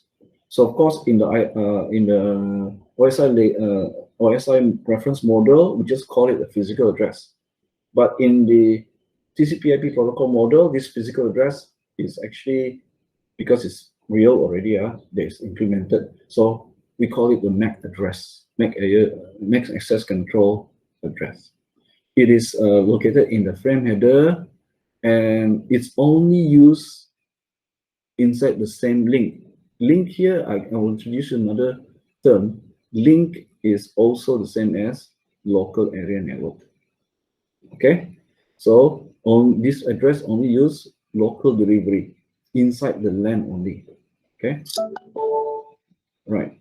So whenever you're forwarding the frame from one LAN to another LAN, okay, the intermediate device will update the frame header, as I mentioned earlier, because of the requirements set by the next segment, the next LAN media. Okay. Okay. So here's an example how each LAN, you can imagine, how do we identify the LAN? Okay, this is one LAN. This is another LAN. This is another LAN. Another LAN, because routers separate LANs, right? Another LAN. And you can see as we move from one router to another router to another router, we are going to encounter different media. Different media impose different requirement. So that means the information in the header is usually required to store the information needed to successfully transport the frame across that media. So if the router detect, oh, incoming is a frame relay, I have to change my frame header so that it supports, my frame supports frame relay. And then as you go to the next router, it's, oh, I'm going to use HDLC now. So I'll change it again. Okay, not only that, between each LAN, you also have to change the source and destination MAC address. So in this LAN, for example, the source MAC address is here, destination is here. So the switch can forward it. So from this to this, source is here, destination is here. And next one is again same, source here, MAC address, destination here. The next LAN, source here, destination here. And then finally reach the destination network. Okay, so the source MAC address here, destination MAC address here is always changed, yeah. Okay, but the network layer logical address, IP address, will persist from the source until destination. But the MAC address for every LAN, it will change. Okay. Right. So I let you to you want to maybe we watch this. Yes. Change of pace. A network. Local area network is a computer network that connects computers within the limited area, such as home, school, or office building. The terms LAN and WAN are often mixed, and on this picture we can see the difference.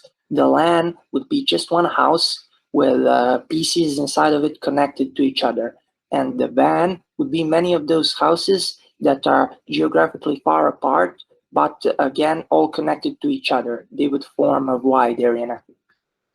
The main standard used for connecting PCs over LAN is the Ethernet, and the explanation of the Ethernet can be quite complex, as we can see on many of those internet websites, but I'm going to try and keep it fairly simple for you, just so that you can understand. Simply said, Ethernet is a technology which allows us to connect multiple devices to form a local area network. If you want to create your own Ethernet local area network, you'll need a Cat5 cable or the Category 5 cable. It's the main component used for creating Ethernet LANs. At the end of each Ethernet cable, there's an RJ45 plug with 8 separate wires inside, lined in the exact order. I've seen many people confuse the Ethernet cables with the standard telephone cables, and in reality there's a big difference, because the Ethernet cable has 8 wires, whereas the telephone cable has only 4. The two other important devices for making networks are a router and the switch. The router usually connects 2 different LANs together and exchanges data packets between them, whereas the switch expands the single LAN network with various devices, such as other PCs, gaming consoles, smart TVs, servers, and a bunch of other stuff. This here is a basic LAN network with the switch being connected to the router and the router connected to the internet. There are multiple PCs connected to the switch along with the printer and the server. If, for example, you want to print something from this PC, it would be very easy, since every device connected to a LAN can exchange data with each other, thus making the interaction very easy.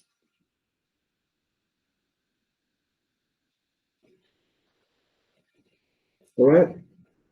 So let's move. Okay. So basically these are extra information.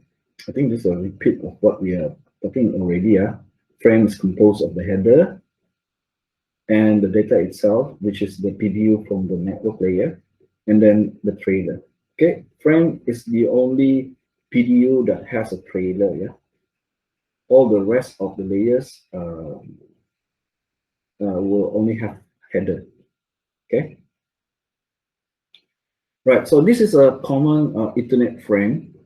You can see that the preamble basically is the mark the start of the frame, and then we have the destination source MAC address, and the type indicates the network layer protocols, whether it's IPv4 or IPv6, and we have the data itself.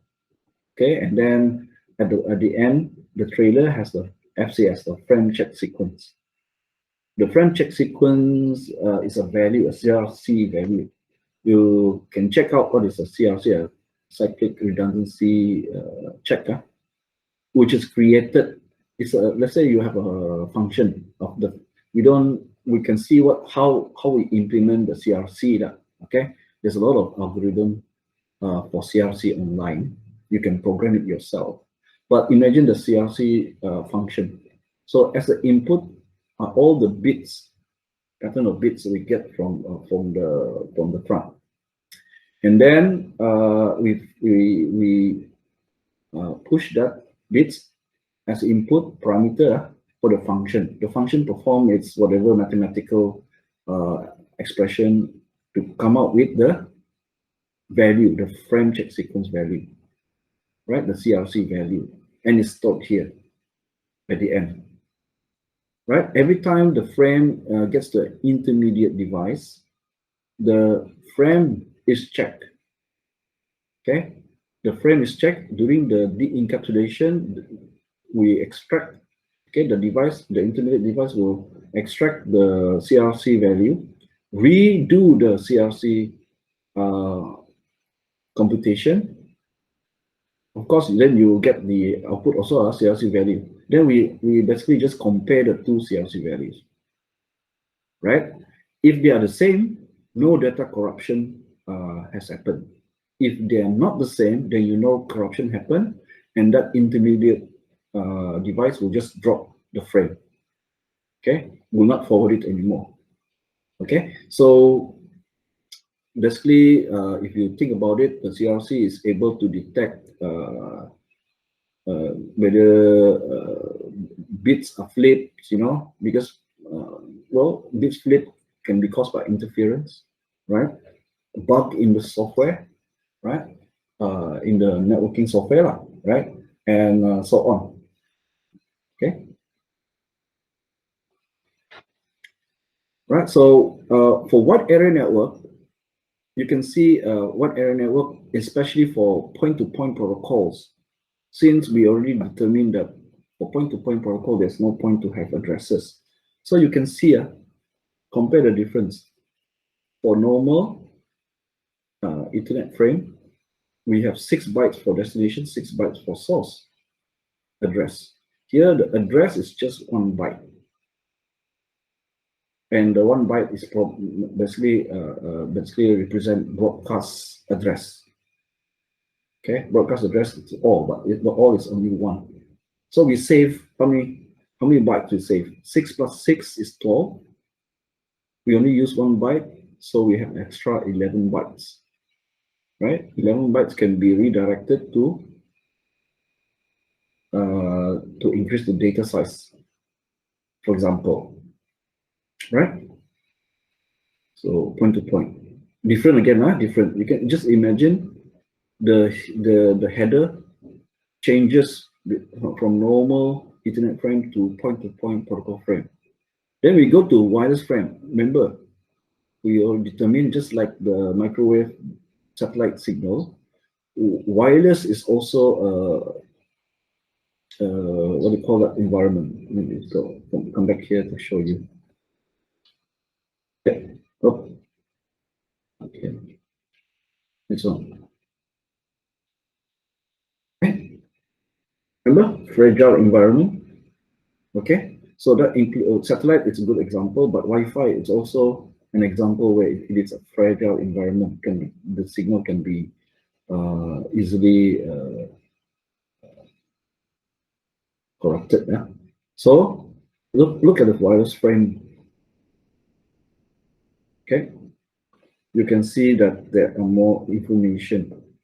Okay, and remember about fragmenting, because the media is not capable for the frame size, so the frame have to be smaller.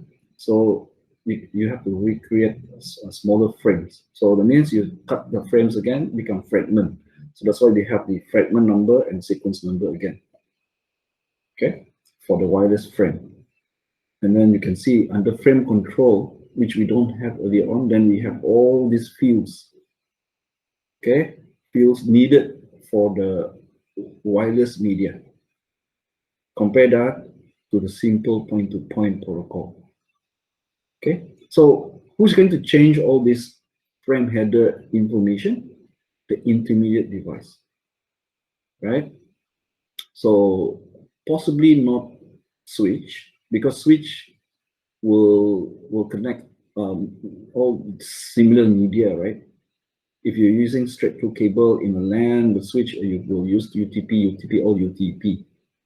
So most probably the intermediate device that's going to modify the frame information in the header, right? Also, when you modify it, the FCS have to change, right? Because different bits already.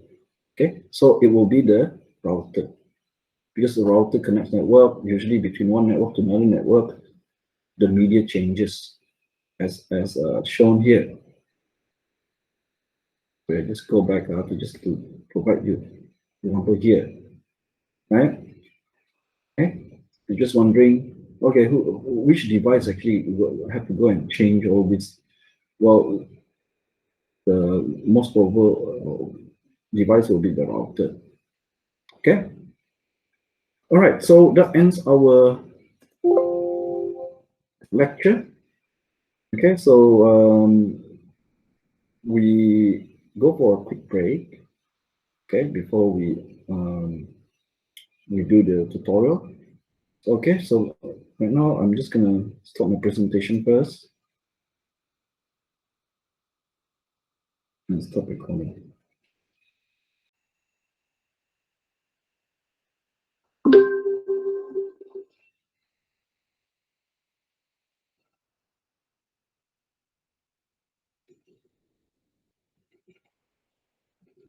All right.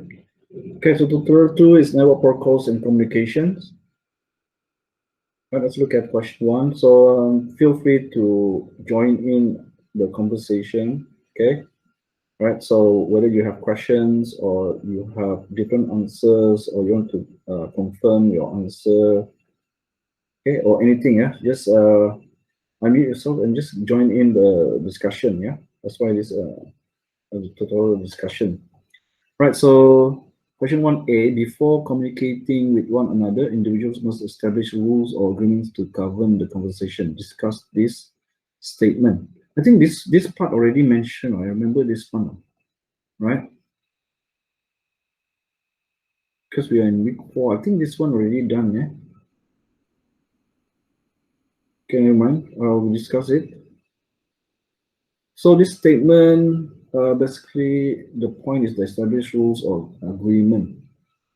Okay, so the reason why we have must have rules or agreements before we having conversation is for having effective communication. Effective communication simply means that individuals will be able to understand each other's message to each other.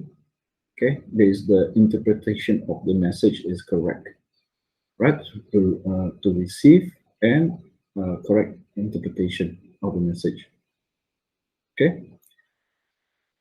Right. So in order for this to be successful, when we have rules and agreements, both or all parties in the conversation must strictly follow, okay, the rules. Okay.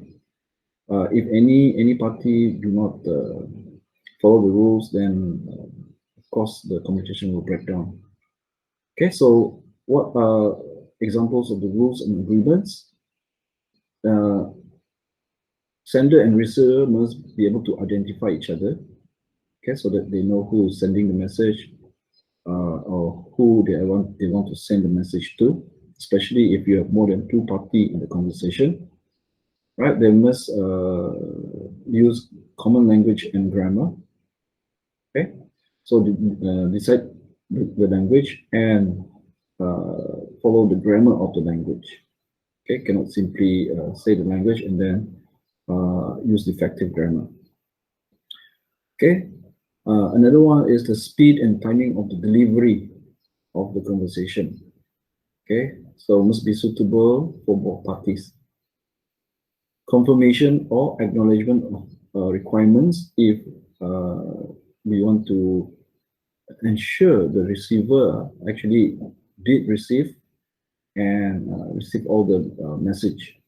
Okay, so these are the 4 rules, examples that govern conversation. Okay, moving on to question 1b. Briefly explain each of the following. Message encoding. Okay, encoding is a process of converting information into another form for transmission. Okay, normally this form is tied to the media, right? The media. Okay, so message formatting and encapsulation. A message that is sent over a computer network follows specific format rules for it to be successfully delivered and processed. Okay, encapsulation means adding extra information to the message to enable the successful delivery. Right? Message size. Right. So in terms of message size, we talk about in the network, we want to share the bandwidth, right? Okay, so in terms of message size, if you have a long message to be sent from one host to another over the network, it is necessary to break the message into smaller pieces, right? And of course, there are rules that govern the size of the piece. And also, each piece must be numbered in sequence so that to enable correct reassembly of the pieces at the destination, right? And number 4, B4, we talk about message timing, right? So for message timing, we have flow control, right? So in terms of flow control, this is to enable the communication to be controlled in such a way that if the receiver is not able to successfully receive the message due to it is maybe the computer is not very capable, so the message is being sent faster than the destination computer can process, thereby some message will be lost. So in terms of flow control, we want to be able to maybe reduce the flow of the rate of messages being sent from the source to destination. Okay, in terms of when the network condition improve, the flow control can also be increased, so that because now network condition allows it, and maybe the destination is more capable to process, right? Another item in terms of message timing is response timeout. Okay, there will be rules to govern, because if the sender needs to have acknowledgement, okay, of the receipt of the message, then response timeout indicates how long the sender needs to wait, right, for acknowledgement that is not coming, right? So because let's say for reliable transmission, yeah, sender will, every time it sends a message out to the destination, it will be waiting. Before it's sending out the second message, it will be waiting for the acknowledgement from the receiver.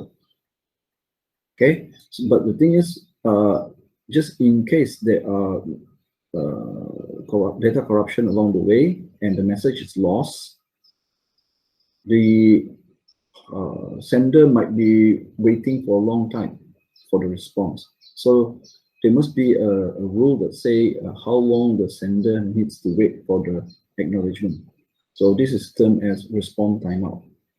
Okay, if the specified time for waiting has elapsed, and you retry, and then the number of retry also, there's a limit. Once the limit is reached and still no acknowledgement is received, just assume there's a network error, all right? And the error is passed up to the application layer so that the user can take appropriate action. Okay. Okay, so that's message timing. Any questions or anything to ask? No. No. All right, so move on to question 2A. All communication, whether face-to-face or over network, is governed by predetermined rules called protocols. Differentiate between network protocol with a protocol suite. All right, so here we were both talking about protocols, and we all know already what is it. So how to answer this is, okay, we define what is a protocol, and then we define what is a protocol suite. That's all. Yeah? So protocol refers to a set of predetermined rules which govern all communication, whether face-to-face or over a network. A protocol suite is a group of interrelated protocols that are necessary to perform a communication function. These protocols are implemented in the software and hardware that is loaded on each host and network device. So basically, the most important keyword here is that it's a group of interrelated protocols. Of course, you want to explain further what's the use of these interrelated protocols, or what? Interrelated in terms of what? But you have to mention that a protocol suite is a group of interrelated protocols. That means the protocol has something to do with each other. We know the protocols, we already defined. Protocol has predetermined, it's actually predetermined rules govern communication, right? But then a protocol suite is when you group the protocols in terms of they are interrelated to each other, right? For a particular communication function. Okay, so they are implemented both in software and hardware, and it's available whether on every host or network device. Okay. Okay, next, I don't think it's question 2C, it should be B, yeah? But never mind, the second part of question 2. Right, Open System Interconnection or OSI reference model is created by the ISO or International Standards Organization to develop standards for networks and to facilitate multi-vendor equipment interoperability. List the 7 layers of the OSI model and also describe one function for each layer. Right, so here to answer this question is basically the question is assessing whether you remember, okay, or know all the 7 layers, both the number of the layer and also its name, and then provide just one example of a function within each of the layer. So we start with from the top, layer 7, which is application layer, contains protocols used for process-to-process communication. Right? Process-to-process means programs residing or executing inside the host. Okay, so communication between that process to another process on another host. Okay, so now we are thinking about the communication between process. Okay, between program. That's at the application layer. Okay, the next layer is layer 6, presentation layer, provides for common representation of data transferred between application layer services. Okay, so application use and generate data, and this data has many forms. So there are many formats or representation of the data.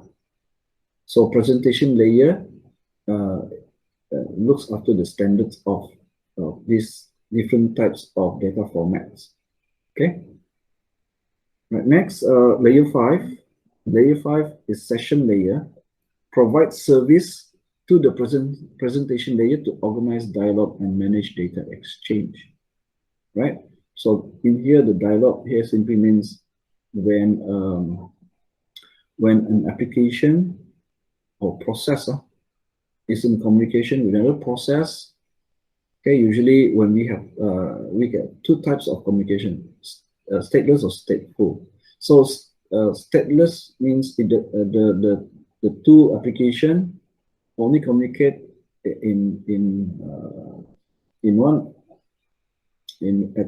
one time, and then the next communication they've forgotten about the previous communication. That means the two applications are not keeping track of who they are communicating beyond the current conversation.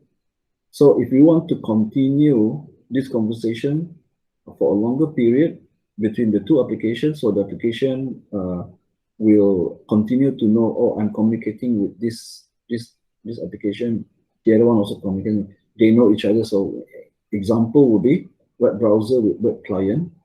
Okay, session will be when you authenticate yourself to the client, authenticate yourself itself to the web server. So during the period of the session being active, they know the state of each other. They know the server knows the client until the client decides to terminate the session, whereby they go back to stateless, right? Okay, that's the session that we're talking about, session layer. Okay, the next layer is layer 4, transport layer. Okay, so transport layer defines services to segment, transfer, and reassemble the data for individual communication between the end devices. So we know that the data from the application layer needs to be segmented so that we can multiplex it on the media. So this layer, transport layer, provides service to segment. Of course, when the segments arrive at the destination, also provide the service to reassemble them back together. Right? Okay, there are other services. Okay, so we pick one, right? Only one function per layer. Okay, layer 3, network layer, provides services to exchange the individual pieces of data over the network between identified end devices. So here the identified end devices imply the use of addressing. Okay, so you can instead of saying identified end devices, you can also say provide the logical addressing to identify end devices. Okay, during the communication, right, or during the transfer of data from sender to receiver. Okay, but the example function here that we want to use is the logical address. Okay, so how I diverge a bit. How do you know when we use logical or IP address?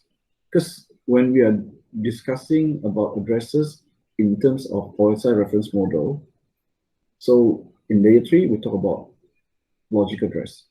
In layer 2 we talk about physical address. But when we are talking concretely about the implemented protocols, we talk about TCP/IP protocol model. Then at layer 3 you can use IP address. Okay, you can even qualify the IP address by saying the version number, IP version 4 or IP version 6. But it doesn't make sense to use IP address in the OSI because OSI is referenced. It's not implemented IP version 6. The implemented is the TCP/IP protocol layer. So in the network layer for TCP/IP protocol layer, then instead of logical address, you can use IP address. Similar with layer 2 or MAC address. In the OSI layer, when you come talking about address, you talk about physical address. Okay, so we go to layer 2 data link layer. Describe methods for exchanging data frames between devices over common media. So common media, because in the LAN, we normally don't mix the media. And in layer 2, the PDU is called data frame. So we are actually talking about the transfer or transport of frames in the LAN. Okay, exchanging frames in the LAN. Layer 1, the last layer is physical layer. Defines the electrical, mechanical, procedural, and functional means to activate, maintain, and deactivate physical connections for bit transmission to and from a network device. Okay, so you actually can use your own words.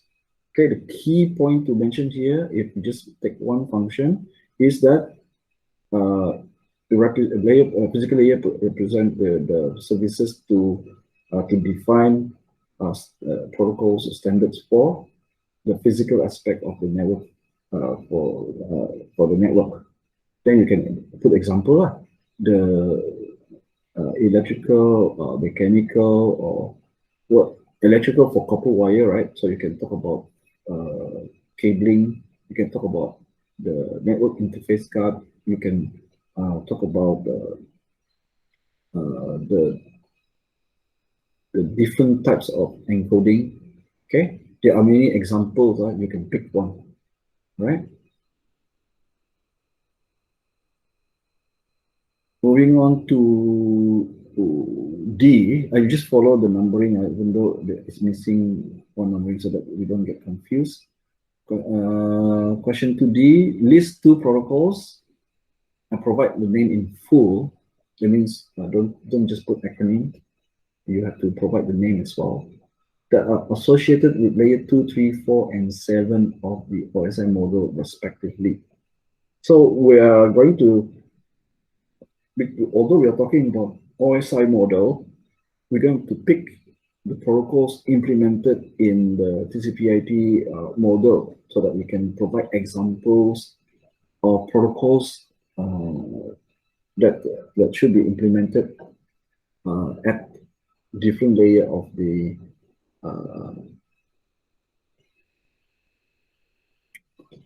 OSI model. So this one. Okay. So we have layers layer 2, 3, 4, and 7. We start from the top as before. Layer 7. How many? Two protocols, two protocols each. So layer 7, we take the application layer protocols. Okay, so we take the web browser, web client. So that's it's basically implementing the hypertext transfer protocol, HTTP. Okay. Second one, we can take the domain names system, DNS. Okay. The DNS basically resolve domain name to IP address. Okay, so there's two already. Others you can put in dynamic host configuration protocol, DHCP, file transfer protocol, FTP, and so on. Yeah, more. Okay, so layer 4 is transport layer. So for transport layer, we have two protocols. Okay, first one is transmission control protocol, TCP. Second one is user diagram protocol, UDP. Okay, going to layer 3. Layer 3 is the network layer. Okay, we have basically two protocol. Okay, in the TCP/IP, the Internet Protocol version 4, IP version 4, Internet Protocol version 6, IP version 6. Right? Okay, others will be for the ICMP, the protocols used in ping. Okay, you can also mention these two. Internet Control Message Protocol version 4, ICMP version 4, and Internet Control Message Protocol version 6, ICMP version 6. So the name is still the same, but just the version update. All right. Okay, finally, layer 2. Layer 2, we know, is data link layer. We've just gone through just now the lecture. We have the Ethernet. We have the point-to-point protocol, PPP.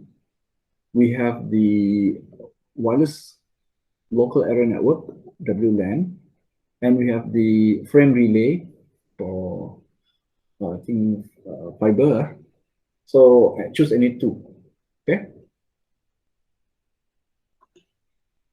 Right.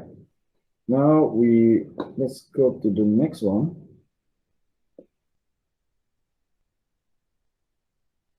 Okay.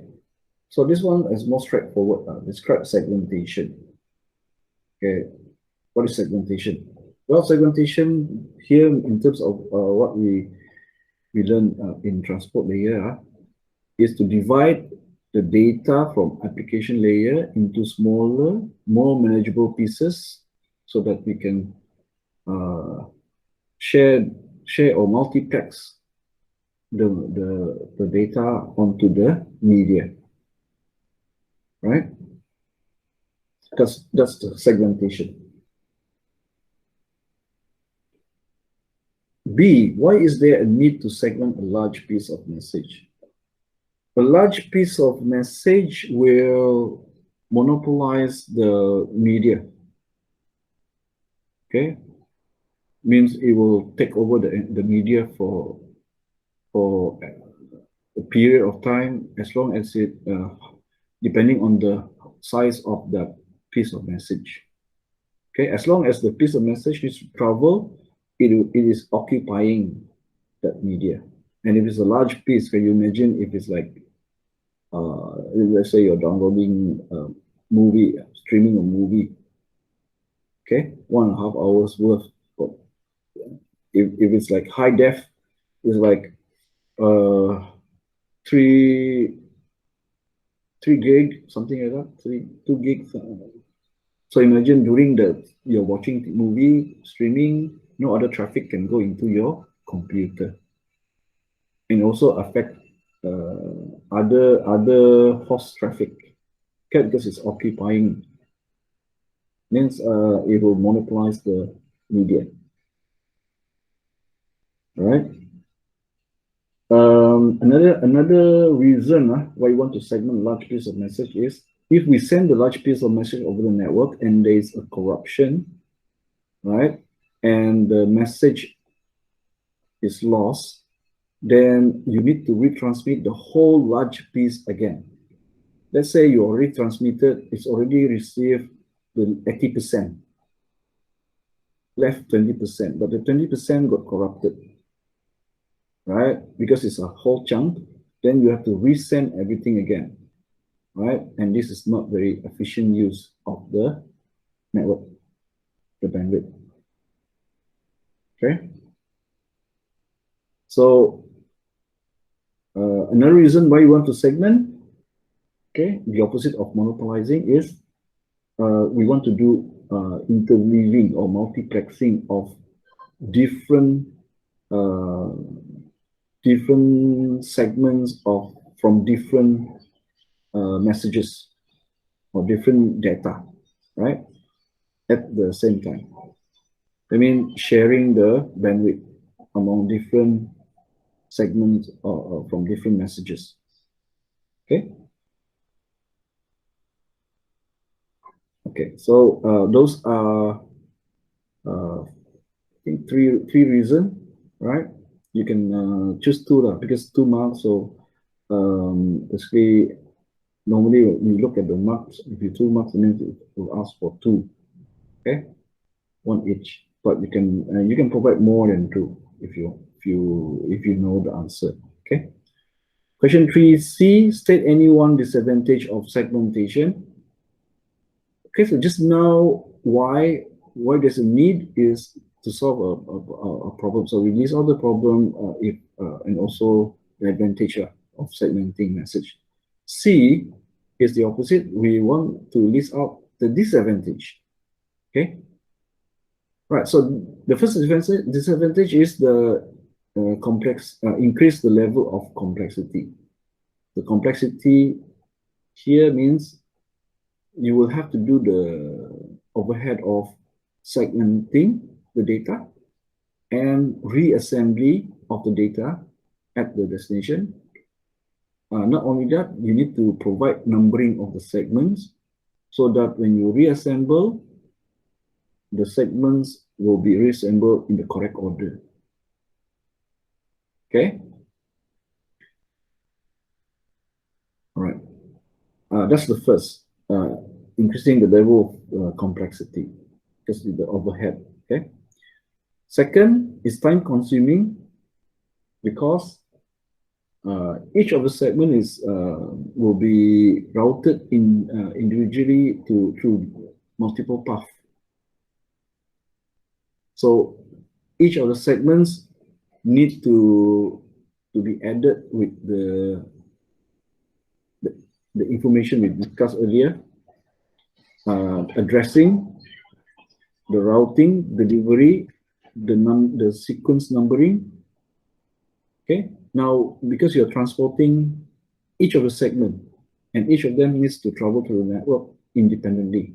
So each of the segments, you have to put in the information to successfully send each segment from the sender to the receiver. So again, this is time consuming, this is extra overhead as well. Okay. But I think in this sense, this one is not the answer. This is my comment. So if there's this disadvantage, why do we still do the segmentation? This is a case where the advantages is more than the disadvantages. We can live with the overhead. Okay, because the advantage is better. Okay, there's more value at the advantages rather than disadvantage. Yes, we know all this overhead is increasing the complexity, time consuming, but even with these disadvantages, it's still better. Okay, it's still better than the problem listed in B. Okay, yeah. So this one is not answer on my comment, just in case you guys thinking, okay, why still implement segmentation with this disadvantage? Because we can overlook the disadvantage because the advantage is better. Okay, it's useful to us. Right, so question 3B. Okay, before I move on, any question, any comment on the answers? No. Disadvantage can say the message might fail to make it, like part of the message might not make it. Can the disadvantage segment might not make it, yeah. You mean the large message or the segment? The segment of the large message, some of them might be missing. Can we will use that as the disadvantage, right? Can also. Can. It's a feature of the network. So doesn't mean that we segment, then we don't have the, yeah, it's more efficient than retransmitting the whole unsegmented data. But still, we still need to, for the missing segments, yeah, we still need to retransmit. Yeah, can.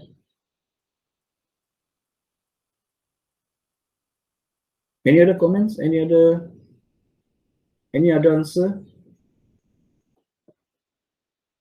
Hopefully you guys did go through and try out to answer. This is the only way for deeper understanding of the topics we mentioned in the lecture. Right, so go to D. I don't know why this is, it's really D, right? Question 3, the the next one is state any one. Oh, sorry, that one already answered. List down the layers of the TCP/IP protocol suite and its protocol data unit. Okay, this one is straightforward. Now we're not looking OSI, we're looking at TCP/IP. Remember, the naming is more specific to the internet, because internet is based on this protocol suite of TCP/IP. So at the top is application. Its PDU name is data. And then next is transport. Its PDU name is segment. Then internet, okay, which is equivalent to the network in OSI layer, but because this is implemented. Internet layer, PDU is packet. Then network access. Okay, network access combines data link and physical, right? So mention both frame and bits. Okay, frame and bits, because network access combine both data link and physical. So if you talk about OSI layers, data link is frame, physical are bits. Okay, the physical layer, just look at it as all bits, no difference to it. Okay, then encode the bits into the kind of encoding that the media can carry, right? So since it's network access, so mention both frame and bits, okay, for the PDU. Right. Yeah, so next one, yeah. For the question 3, the C, what is overhead? Yeah, already answered. Oh yeah, overhead refers to the electricity bills. No. Yeah. In other subject, overhead, for example, in business, yes, you can mention overhead. Here, the overhead, of course, refers to the computation. The extra computation needs to be done. Oh, Yeah, okay. because the extra computation is nothing to do with the data itself. Think about it. What we want to do is we want to transfer data from source to destination. Okay, so when we say overhead, we're actually not using the overhead. The overhead here means extra processing, because whatever we do in our computer systems, in our devices, involve processing, right? Processing means we use the processor to execute instruction, right? And this commodity is very precious. As we know, our CPU doing work is very precious to us. So when the CPU is processing something, but it's not, in this case, the task is to transport data from source to destination. So it should be doing its thing to transport, but it's not. Okay, doing the segmentation, it helps to make the transport efficient, but it's not actually doing the transport itself. So you're actually doing extra work to segment the data into smaller segments. Okay, numbering the segments.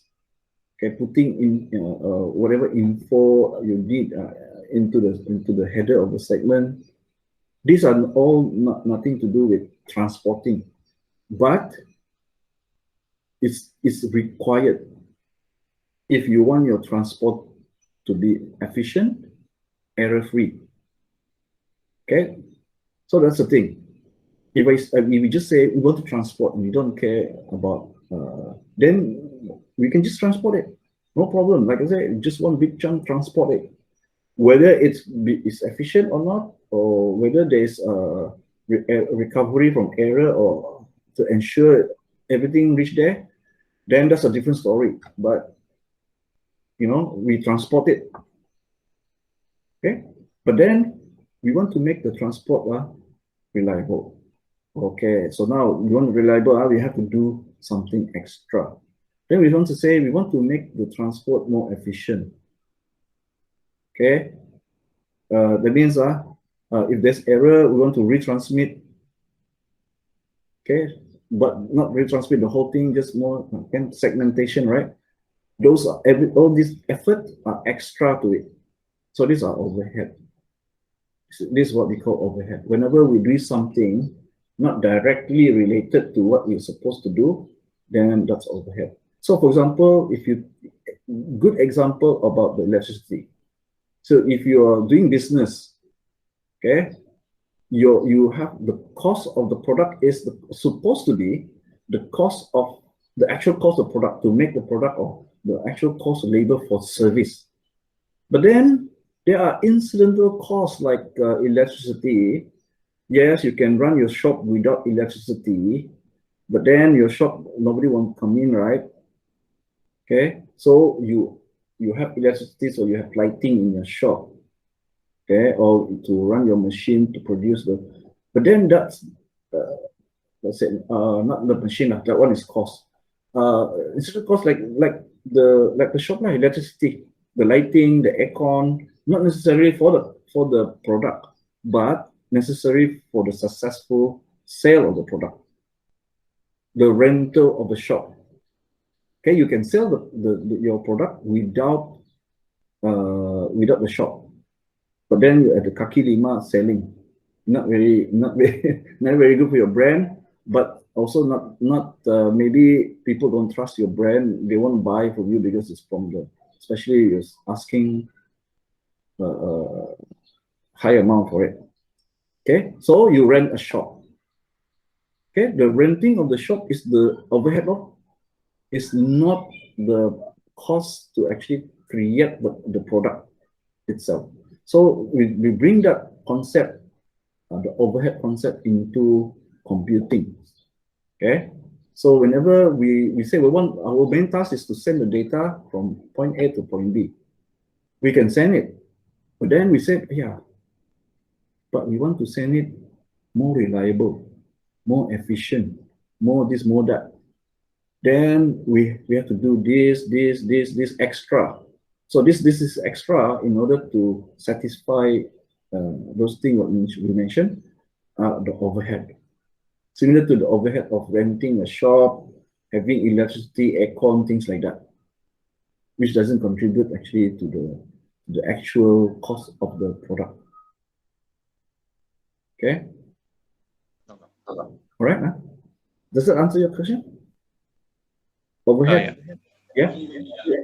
It's also being used in other parts of computing. Like let's say you have example like OS. Okay.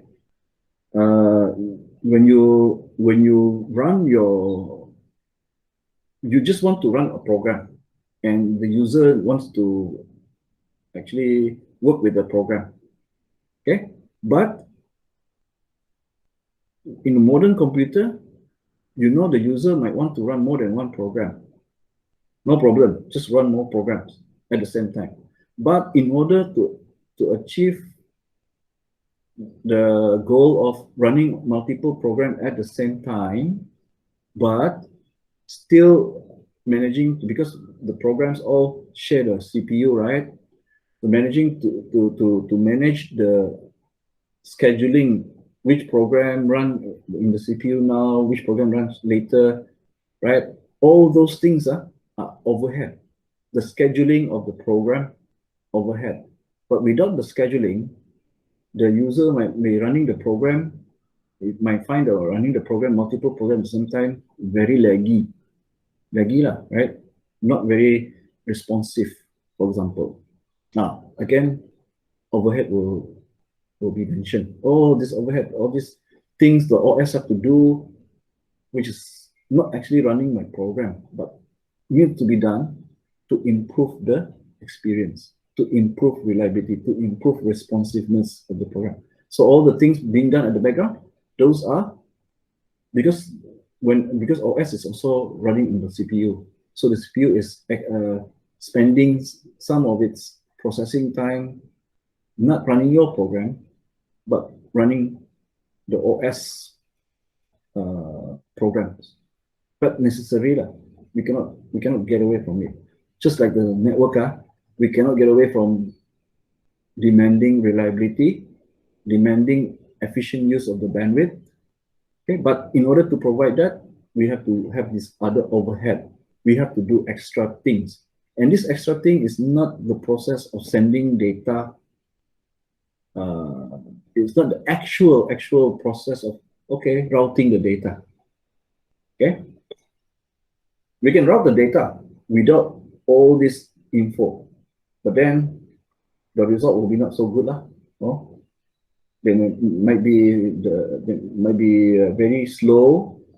Maybe there's no guarantee of receipt, for example. Right, so moving on. Consider the transmission control protocol / internet protocol TCP/IP protocol suite. Okay, so we asked to use the TCP/IP protocol model. Classify which layer the following protocols belongs to. You need to answer with the name, not the number. Okay, so we just need to identify the protocol and see which layer it belongs to. So dynamic host configuration protocol, DHCP, as we mentioned before, is the application layer, right? And then internet protocol IP is at the internet layer. Okay, user diagram protocol UDP is at the transport layer. Okay, so this is very straightforward. Differentiate between physical address and logical address. All right, so this there are two, right? Address, physical address, and logical address. So in order to answer this, we just mention what is it used for. Okay, so logical address responsible for delivering the IP packet from the original source to final destination, either on the same network or to a remote network. Because IP address is the same from the sender until the source until destination host over networks, over many networks.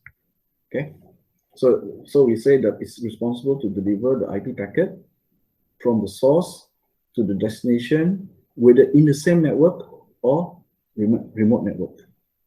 Physical address is responsible for delivering the data link frame. Okay, just to say that its frame is from data link from one network interface card to another network interface card on the same network. So the thing that you must mention here is that the physical address is valid within the same network only. So that's why you say from one network interface card to another network interface card on the same network. Whereas the logical address is from host source to final host. Okay, whether in the same network or remote network. Okay, the remote network is key for logical address. Okay.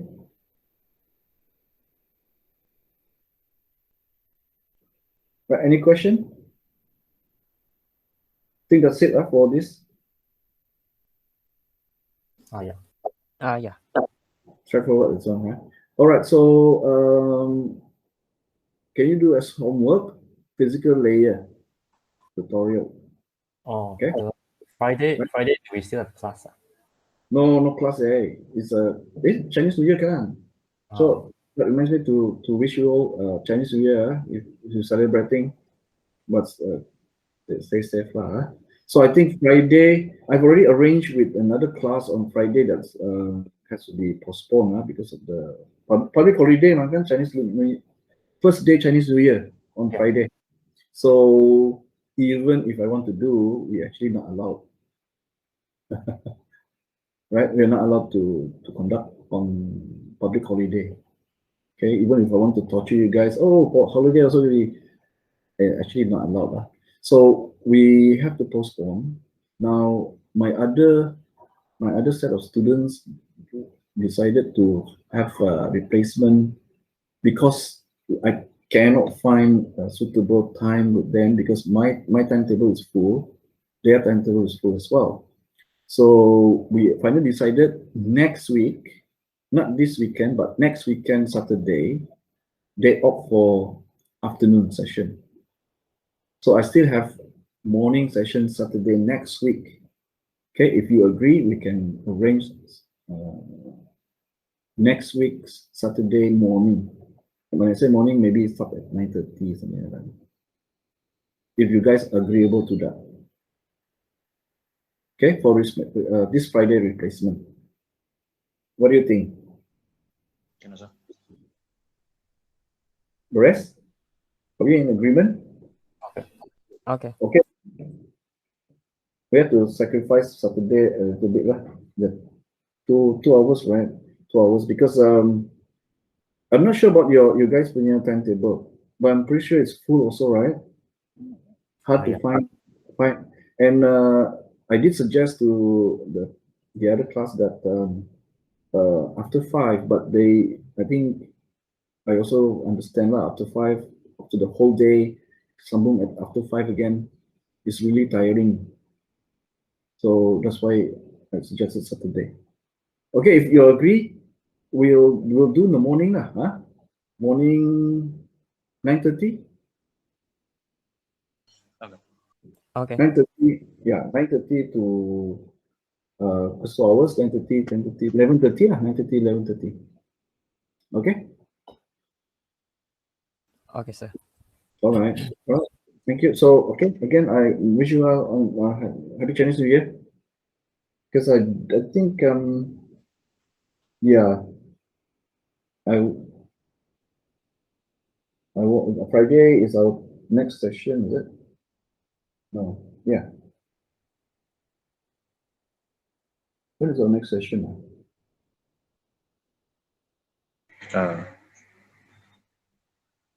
Friday. Friday, but postponed then. All right. Okay. Right. Thank you very much for today. Okay. Thank you, sir. Thank you, sir. Okay, sir. Thank you, sir. Yeah.